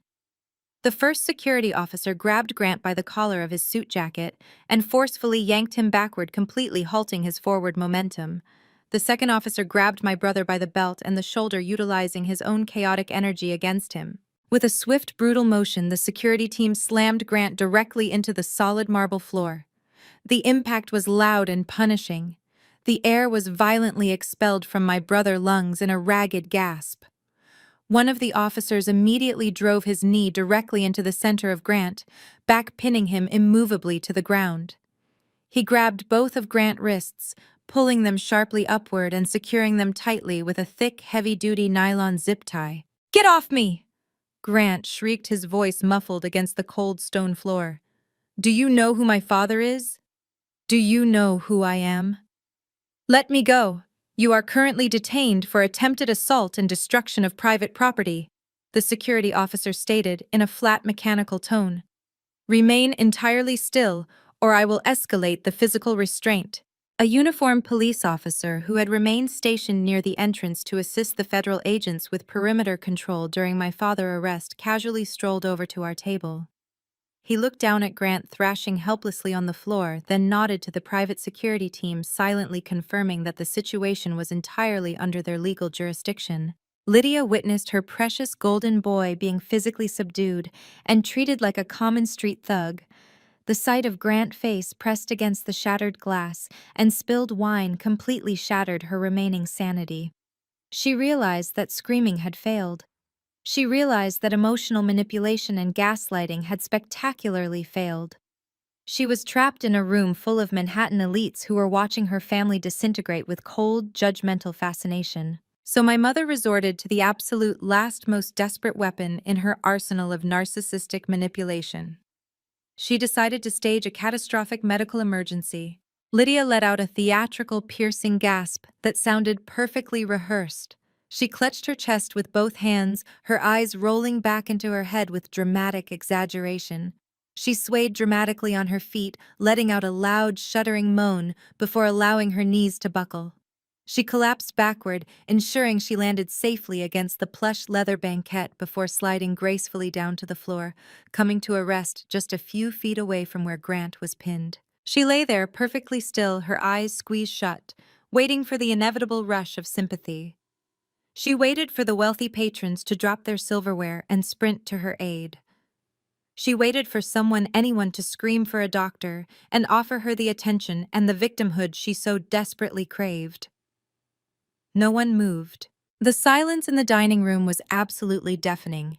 The billionaires, the socialites, and the corporate titans sitting at the surrounding tables did not even flinch. They simply stared at her with a mixture of profound disgust and clinical amusement. They recognized a fraudulent performance the exact second they saw it. These were people who orchestrated hostile corporate takeovers and survived vicious public scandals. They were entirely immune to the cheap, pathetic theatrics of a disgraced suburban housewife. The maitre d' stepped forward, his face an impenetrable mask of customer service protocol. He did not kneel beside her. He did not offer a glass of water. He simply pulled a small radio from his belt and calmly requested emergency medical services to respond to a patron experiencing an unspecified episode. He did it not out of concern, but entirely to protect the restaurant from any frivolous liability lawsuits. Lydia remained on the floor, her chest rising and falling in a rhythmic, perfectly healthy pattern. She peeked through her eyelashes, realizing with mounting horror that her performance was bombing spectacularly. There was no audience sympathy. There was only the cold, harsh glare of absolute social ruin. Within 4 minutes, two paramedics from a nearby emergency response unit walked through the restaurant doors. They carried heavy medical bags and moved with practiced efficiency. They knelt beside my mother, snapping on blue nitrile gloves. Lydia immediately amplified her performance, letting out weak, breathy groans and fluttering her eyelids as if fighting to maintain consciousness. The lead paramedic ignored her dramatic groans. He swiftly wrapped a blood pressure cuff around her arm and clipped a pulse oximeter to her index finger. He shined a bright, targeted penlight directly into her eyes. Lydia winced tightly, shutting her eyes against the glare. The paramedic looked at the digital readout on his monitor. Then he looked at his partner. He let out a heavy, distinctly irritated sigh. "Ma'am," the paramedic said, his voice loud enough for the entire dining section to hear. "Your resting heart rate is a perfectly normal 72 beats per minute. Your blood pressure is 120/80. Your oxygen saturation is at 100%. Your pupillary response is sharp and voluntary. You are not experiencing a cardiac event. You are not experiencing a neurological deficit. You are experiencing a temper tantrum. I suggest you stand up before the police officer behind you decides to cite you for the misuse of emergency medical services." A ripple of low, mocking laughter spread across the adjacent tables. The ultimate high society humiliation was complete. Lydia had tried to fake a life-threatening emergency, and she had been clinically, publicly exposed as an absolute fraud by a city paramedic. Lydia opened her eyes. The fake tears were entirely gone, replaced by a look of sheer, unadulterated mortification. She slowly pushed herself up from the floor, her designer dress wrinkled, her perfect hair disheveled. She looked at the smirking faces of the wealthy patrons. She looked at Grant, who was now being pulled to his feet by the security officers, his hands securely bound by the heavy plastic zip ties. I took one final step toward the two of them. I looked down at the physical manifestations of my lifelong abusers. They were stripped of their wealth, their power, their social standing, and their dignity. They had absolutely nothing left to hide behind. "You cannot manipulate a heart monitor." "Lydia," I said smoothly, my voice ringing with total unshakable victory, "just like you cannot manipulate a federal tax audit. You spent my entire life trying to convince me that I was the failure of this family. You tried to make me feel small so you could feel powerful. But the truth is finally out. You are just a pair of pathetic, desperate thieves who got caught." I turned my back on them. I did not wait to hear their response. I did not care if they screamed or cried or begged. They were completely irrelevant to my future. I walked toward the exit, leaving my mother standing in the ruins of her fake medical emergency, and my brother waiting to be handed over to the local precinct. The heavy chains they had wrapped around my life for 32 years were finally permanently shattered. I did not look back. The fundamental rule of surviving a catastrophic explosion is to maintain a forward trajectory while the shockwave decimates the entire landscape behind you. I walked past the remaining tables of the Michelin-starred restaurant. With immaculate posture, my gaze locked firmly on the heavy glass doors at the front entrance. The shocked whispers of the Manhattan elite faded into a dull, insignificant hum. I could hear the faint, pathetic sounds of Grant arguing with the private security team, and Lydia attempting to salvage her shattered dignity with the arriving local police officers. But their frantic voices belonged to a past life I had officially and permanently terminated.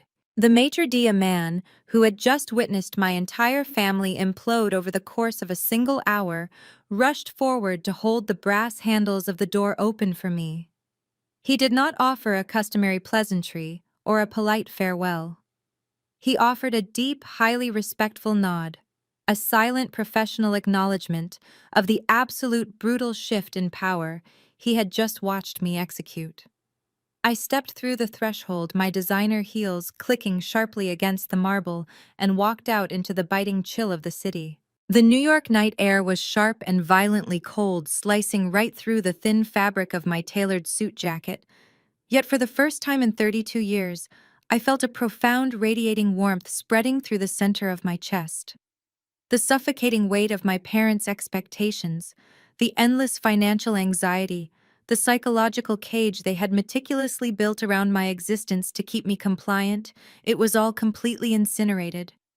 The city streets were alive with the steady, aggressive rhythm of late-night traffic and the distant wail of emergency sirens. It was a stark, brilliant contrast to the suffocating artificial silence of the dining room I had just left. I stood on the pavement, pulling the crisp, freezing air deep into my lungs. A sleek, armored black Maybach idled smoothly at the curb, its high-performance engine purring with quiet, expensive power. Harrison Brooks stepped out from the shadows of the restaurant awning.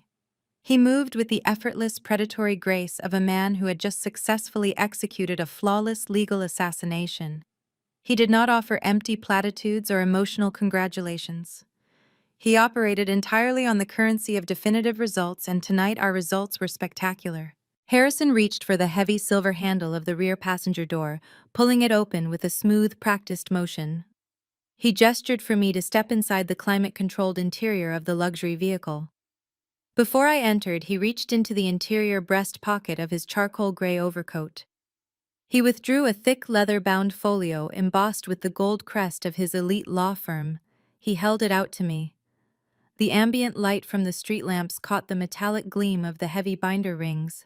This is the fully ratified documentation for the Beatrice Sterling Irrevocable Trust. Harrison stated, his deep baritone voice cutting cleanly through the noise of the city traffic. As of this exact moment, your father's fraudulent conservatorship is legally and permanently voided. The federal court has officially restored your status as the sole uncontested beneficiary of the estate. I reached out and took the heavy leather folio from his hands. The physical weight of the documents was incredibly anchoring. It represented my grandmother's legacy, my stolen youth, and the ultimate weapon I had used to secure my own absolute liberation. Harrison tapped the leather cover of the folio with his index finger.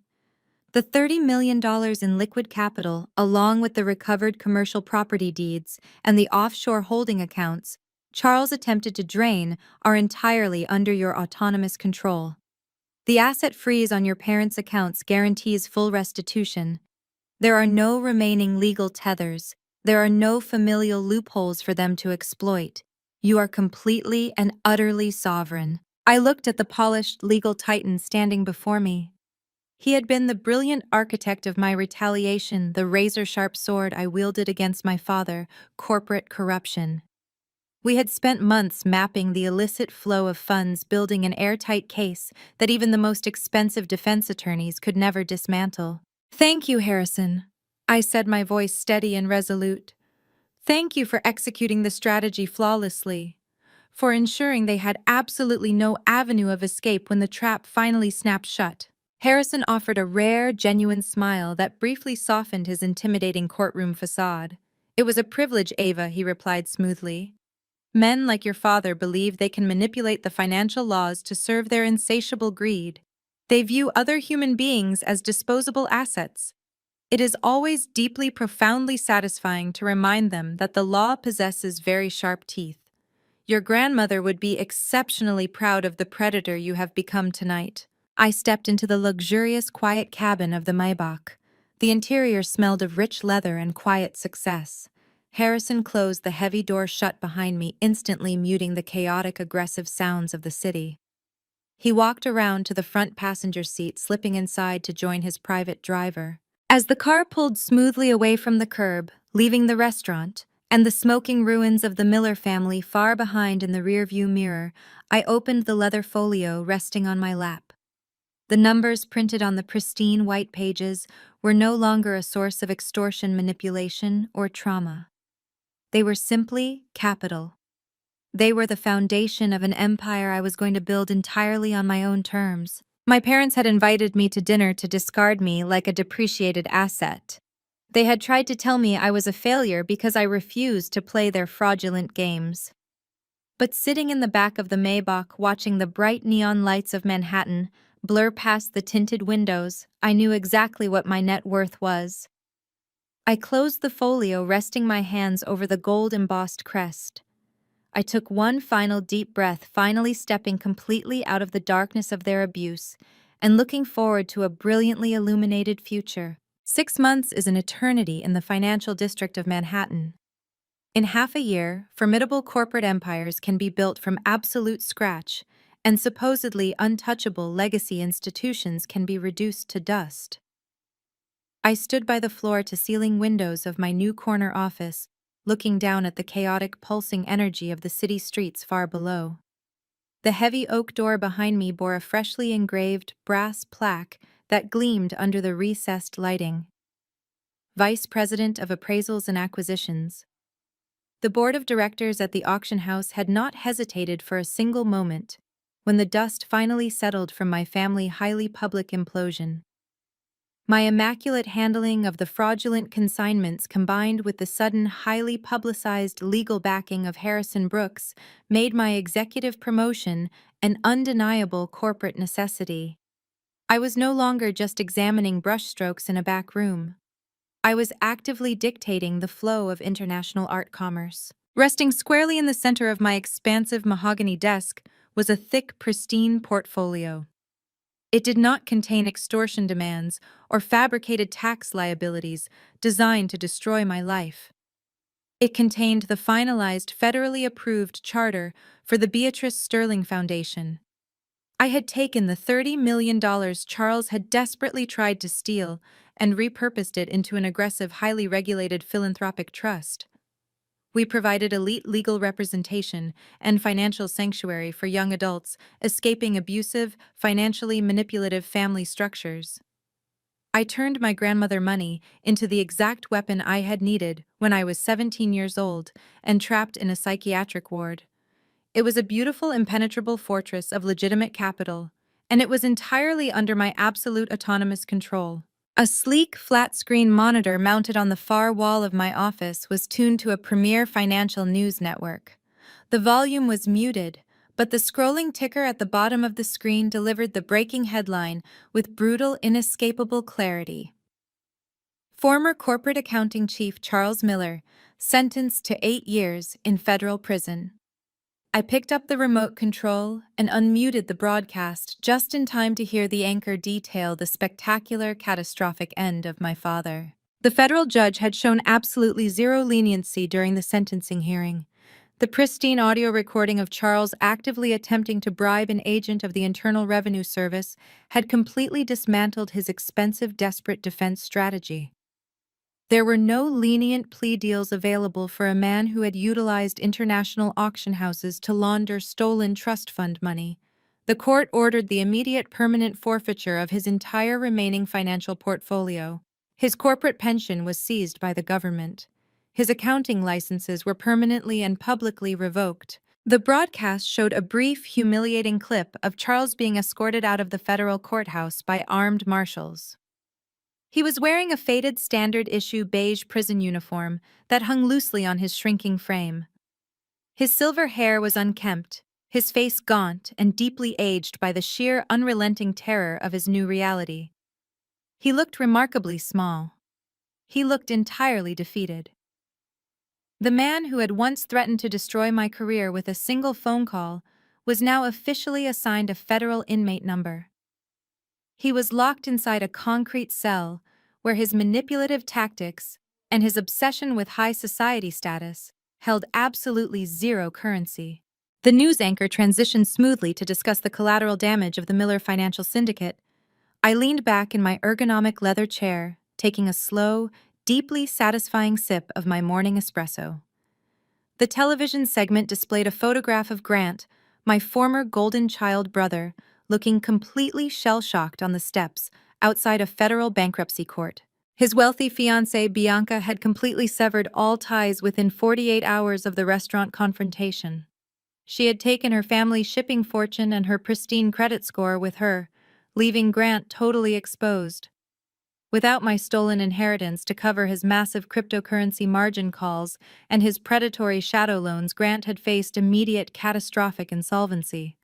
The bankruptcy judge had aggressively scrutinized his fraudulent mortgage application for the Tribeca townhouse. Grant was forced to legally liquidate every single luxury asset he possessed, just to avoid joining our father in a consecutive federal prison sentence. The imported Aston Martin was repossessed by the bank. The designer suits and vintage watches were auctioned off to satisfy his angry creditors. But the absolute peak of his systemic humiliation was the court-ordered community service. Harrison Brooks had forwarded me a highly detailed legal update just this morning regarding my brother's current employment status. Grant was currently mandated to serve 1,000 hours of manual labor to satisfy the terms of his plea agreement regarding the forged property deeds. The boy who had been handed the world on a silver platter, who had never worked a legitimate day in his entire life, was now required to wear a bright orange high-visibility safety vest. He was officially assigned to a roadside sanitation crew operating on the blistering, exhaust-choked shoulders of the interstate highway. He spent his days carrying a sharp metal stick and a thick, heavy plastic bag. The golden child was currently spending his youth picking up discarded fast food wrappers, soiled napkins, and empty soda bottles under the relentless, unforgiving sun while semi-trucks roared past him. I muted the television again, letting the quiet, refined atmosphere of my executive office wash over me. The poetic justice of our reversed roles was magnificent. Grant was currently collecting worthless garbage off the asphalt, while I sat in a high-security vault authenticating priceless masterpieces. They had spent 3 decades trying to convince me that I was the flawed, defective component of their perfect family machine. They had demanded I sacrifice my future, my freedom, and my financial stability to maintain their shallow materialistic illusions. They had handed me a gold-plated pen and ordered me to sign my own death warrant. Instead, I had rewritten the entire narrative. I had excised the cancerous tumors from my life with surgical, unyielding precision. I did not feel a single ounce of guilt or lingering sadness for the people I had systematically dismantled. Guilt requires a foundation of misplaced affection, and I had completely depleted my reserves of affection for Charles and Grant long ago. I had meticulously engineered a reality where my competence was rewarded and their corruption was severely punished. I picked up my pen, a sleek, reliable instrument I had purchased with my own legitimate earnings, and signed the final authorization for a foundation grant. The ink flowed smoothly across the page, solidifying my promise to ensure no one else would ever be treated as a disposable tax break. The grand ballroom of the historic Manhattan Hotel was a fortress of absolute opulence. I stood near the edge of the main stage, adjusting the cuffs of my tailored emerald silk suit. The room was packed with the most influential art collectors, hedge fund executives, and international gallery owners in the city. Tonight was the inaugural charity auction for the Beatrice Foundation. We were auctioning off a curated selection of post-war contemporary art, and every single dollar of the buyer premiums was going directly into the fund I controlled. I was no longer an invisible appraiser working in the background. I was the vice president presiding over the entire event, commanding a room filled with people whose combined net worth exceeded the gross domestic product of several small nations. While I was orchestrating a multi-million-dollar philanthropic enterprise, the universe was simultaneously finalizing the complete devastating ruin of my mother. The federal government operates with a cold mechanical efficiency when recovering stolen capital. The massive Connecticut estate that Lydia had treated as her personal aristocratic kingdom had been aggressively seized by the bank. The foreclosure process was swift and entirely merciless. Federal marshals had arrived on a Tuesday morning, executing a total asset liquidation to satisfy Charles' massive tax deficit, and the court ordered restitution. Lydia was given exactly 2 hours to vacate the premises. She was stripped of her designer wardrobe, her imported furniture, and her collection of luxury vehicles. She was left standing on the curb with 2 standard suitcases containing whatever basic unbranded clothing the federal agents allowed her to keep. Lydia had spent the last 30 years cultivating an identity entirely dependent on stolen wealth and superficial social status. She possessed absolutely no college degree, no marketable skills, and no relevant work history. When her wealthy friends realized she was married to a convicted federal felon and completely bankrupt, they blocked her phone number and erased her from their social registries overnight. Facing imminent homelessness, the former country club matriarch was forced to register with a low-tier minimum wage temporary staffing agency just to afford a cramped studio apartment in a decaying industrial neighborhood. I took a sip of sparkling water reviewing the auction catalog one final time before taking the podium. A few feet away from me, an intoxicated hedge fund manager gestured wildly during a conversation and knocked his crystal glass of Cabernet Sauvignon off a high-top cocktail table. The dark red wine shattered against the pristine white marble floor, sending glass shards and dark liquids splashing across the walkway. The event coordinator immediately tapped his earpiece discreetly, radioing for the venue cleaning staff to handle the hazard before the main auction commenced. Within 30 seconds, a worker pushing a heavy gray plastic utility cart hurried through the service doors. The worker wore a shapeless, faded polyester uniform that hung awkwardly on a noticeably thinning frame. She kept her head bowed down completely, avoiding eye contact with the wealthy patrons, radiating the distinct heavy posture of a person thoroughly broken by life. She parked the cart and immediately dropped to her knees right next to my designer heels. She pulled a thick cotton rag and a bottle of industrial chemical spray from her utility belt. She began frantically wiping the spilled red wine off the marble, her hands shaking slightly from the physical exertion. I looked down at the top of her head. I noticed the stark uncolored gray roots growing out from what used to be meticulously maintained blonde hair. I noticed the rough chapped skin on her bare hands, completely devoid of the $250,000 diamond tennis bracelets she used to flash in my face. The worker reached out to wipe a drop of wine that had splashed dangerously close to the tip of my emerald silk trousers. As she did, she briefly glanced up to ensure she did not soil the guest's expensive clothing. Her gaze traveled up my tailored suit and locked directly onto my face. The rag slipped from her trembling fingers and hit the wet marble floor with a wet smack. Lydia stopped breathing. Her eyes widened into massive, horrified saucers. The sheer, unadulterated humiliation of the moment crashed over her with the force of a freight train. The woman who had spent her entire existence judging people by their tax brackets, who had literally called me a worthless financial burden, was now kneeling on a hard floor, wearing a cheap polyester uniform, scrubbing spilled wine from under my shoes. I did not gasp. I did not step back.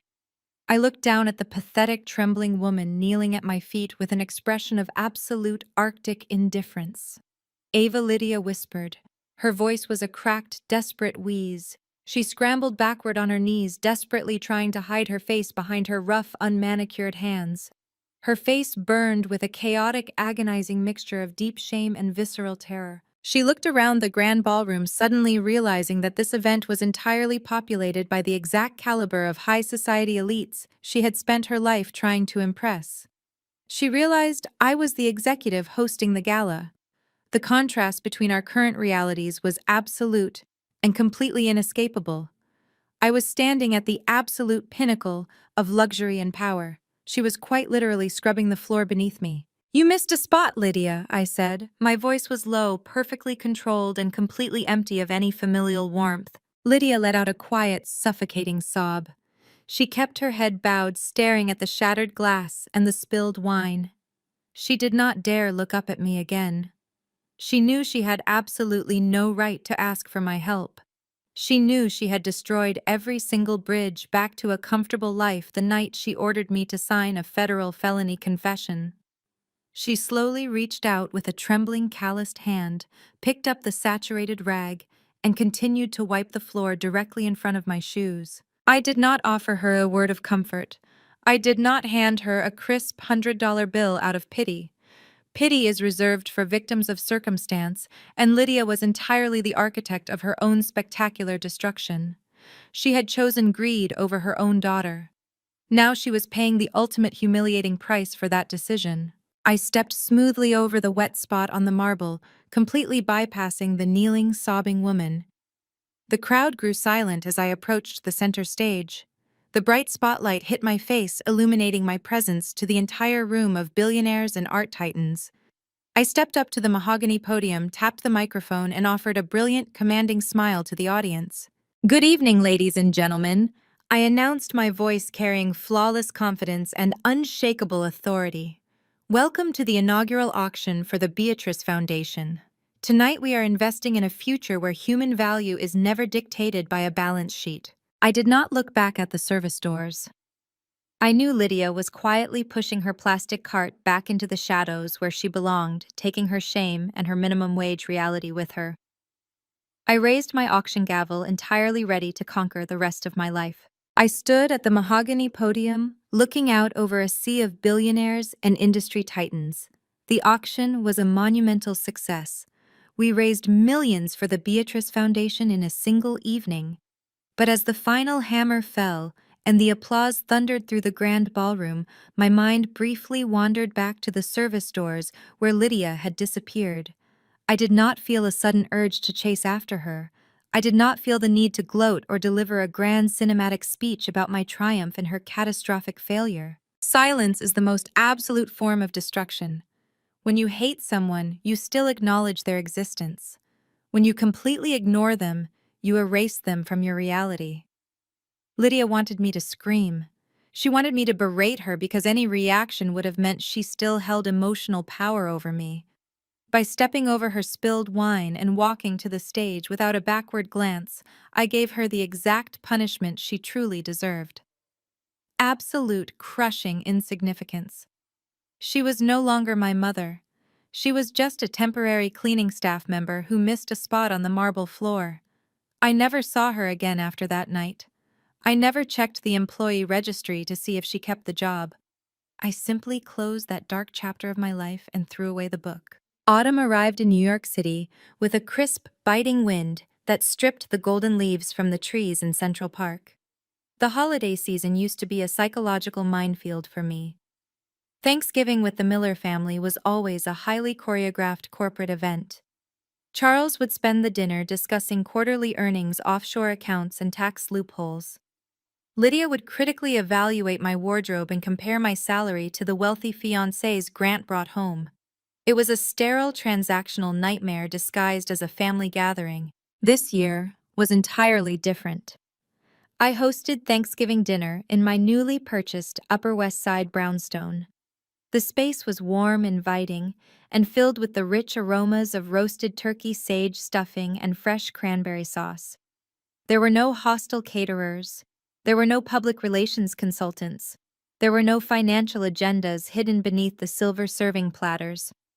I stood in my open-concept kitchen pouring a bold, full-bodied Pinot Noir into crystal glasses. The people gathered in my dining room were not tied to me by genetics or legal obligation. They were tied to me by mutual respect, shared battles, and unwavering loyalty.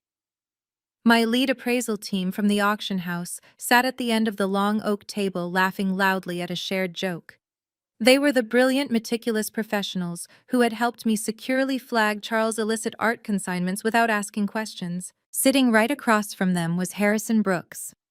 The formidable legal titan had traded his intimidating charcoal suit for a comfortable cashmere sweater. He was currently debating the historical accuracy of a 19th-century painting with my lead researcher, a rare, genuine smile softening his usually severe features. Harrison had transitioned from my ruthless defense attorney to a trusted mentor, filling the paternal void Charles had left completely empty. He guided my foundation with a fiercely protective instinct, ensuring the wealth my grandmother left behind was weaponized for good and protected from any outside predators. I picked up my wine glass and walked into the dining room. The ambient chatter died down as I approached the head of the table. The fire crackled warmly in the stone fireplace behind me, casting a golden, flickering glow across the faces of the people I trusted most in the world. I looked around the room, taking a moment to fully absorb the profound beauty of the life I had constructed from the ashes of my past. There was no anxiety tightening my chest. There was no fear of impending betrayal. There was only absolute peace. The legal battles were over. The assets were secure. The toxic bloodline was severed. I tapped my silver fork against the rim of my crystal wine glass. The sharp, clear chime echoed perfectly through the room, drawing everyone's attention. They turned to me with expressions of genuine affection and respect. Nobody was looking at their watches. Nobody was calculating their return on investment for attending my dinner. I raised my glass high. The deep red wine caught the firelight. I want to thank every single one of you for being here tonight. I began, my voice steady and radiating a profound, unshakable warmth. Exactly 1 year ago, I sat at a dinner table and was handed a document designed to destroy my life. I was told that my only value in this world was my ability to act as a financial shield for corrupt people. I was told I was entirely alone. I paused, meeting Harrison's eyes. He offered a slow, deeply respectful nod. But looking around this room right now, I continued, I realize exactly how wealthy I truly am. And it has absolutely nothing to do with the Beatrice Foundation trust accounts or my executive position at the auction house. I learned a very brutal, very necessary lesson this year. I learned that family is not defined by the people who share your blood and measure your worth by a tax return. Family is not an inherited obligation you have to suffer through. Family is a conscious, daily choice. Family is the people who choose to stand beside you and protect you when you have absolutely zero exploitation value left. I extended my glass toward them, looking at the bright, smiling faces of my chosen tribe. To my real family, I said clearly, "Happy Thanksgiving." The entire table raised their glasses in unison. The warm, resonant sound of crystal clinking together filled the room, a perfect symphony of authentic connection and absolute freedom. I took a sip of my wine, surrounded by the incredible life I had fought so ruthlessly to secure, and let the warmth of the evening completely consume the cold ghosts of my past. I had finally found my way home. Society frequently conditions us to believe that biological family is an unbreakable sacred bond, a mandatory relationship we must endure regardless of how deeply it damages our mental, emotional, or financial well-being. The story of Ava systematically dismantling her parents' extortion attempt utterly shatters this dangerous illusion. The most profound lesson to extract from this narrative is that sharing DNA does not grant anyone a free pass to exploit, belittle, or manipulate you. When the people who are fundamentally supposed to nurture and protect you view you as nothing more than a line item on a balance sheet or a convenient scapegoat for their own failures, you owe them absolutely no loyalty. Ava's journey teaches us that true power never comes from begging for a seat at a table where you are fundamentally disrespected. Instead, true power is realized when you have the courage to stand up, walk away, and meticulously build your own table. For decades, her parents attempted to convince her she was a worthless disappointment. Rather than internalizing their narcissistic abuse, she armed herself with unshakable competence, absolute financial independence, and cold, undeniable facts.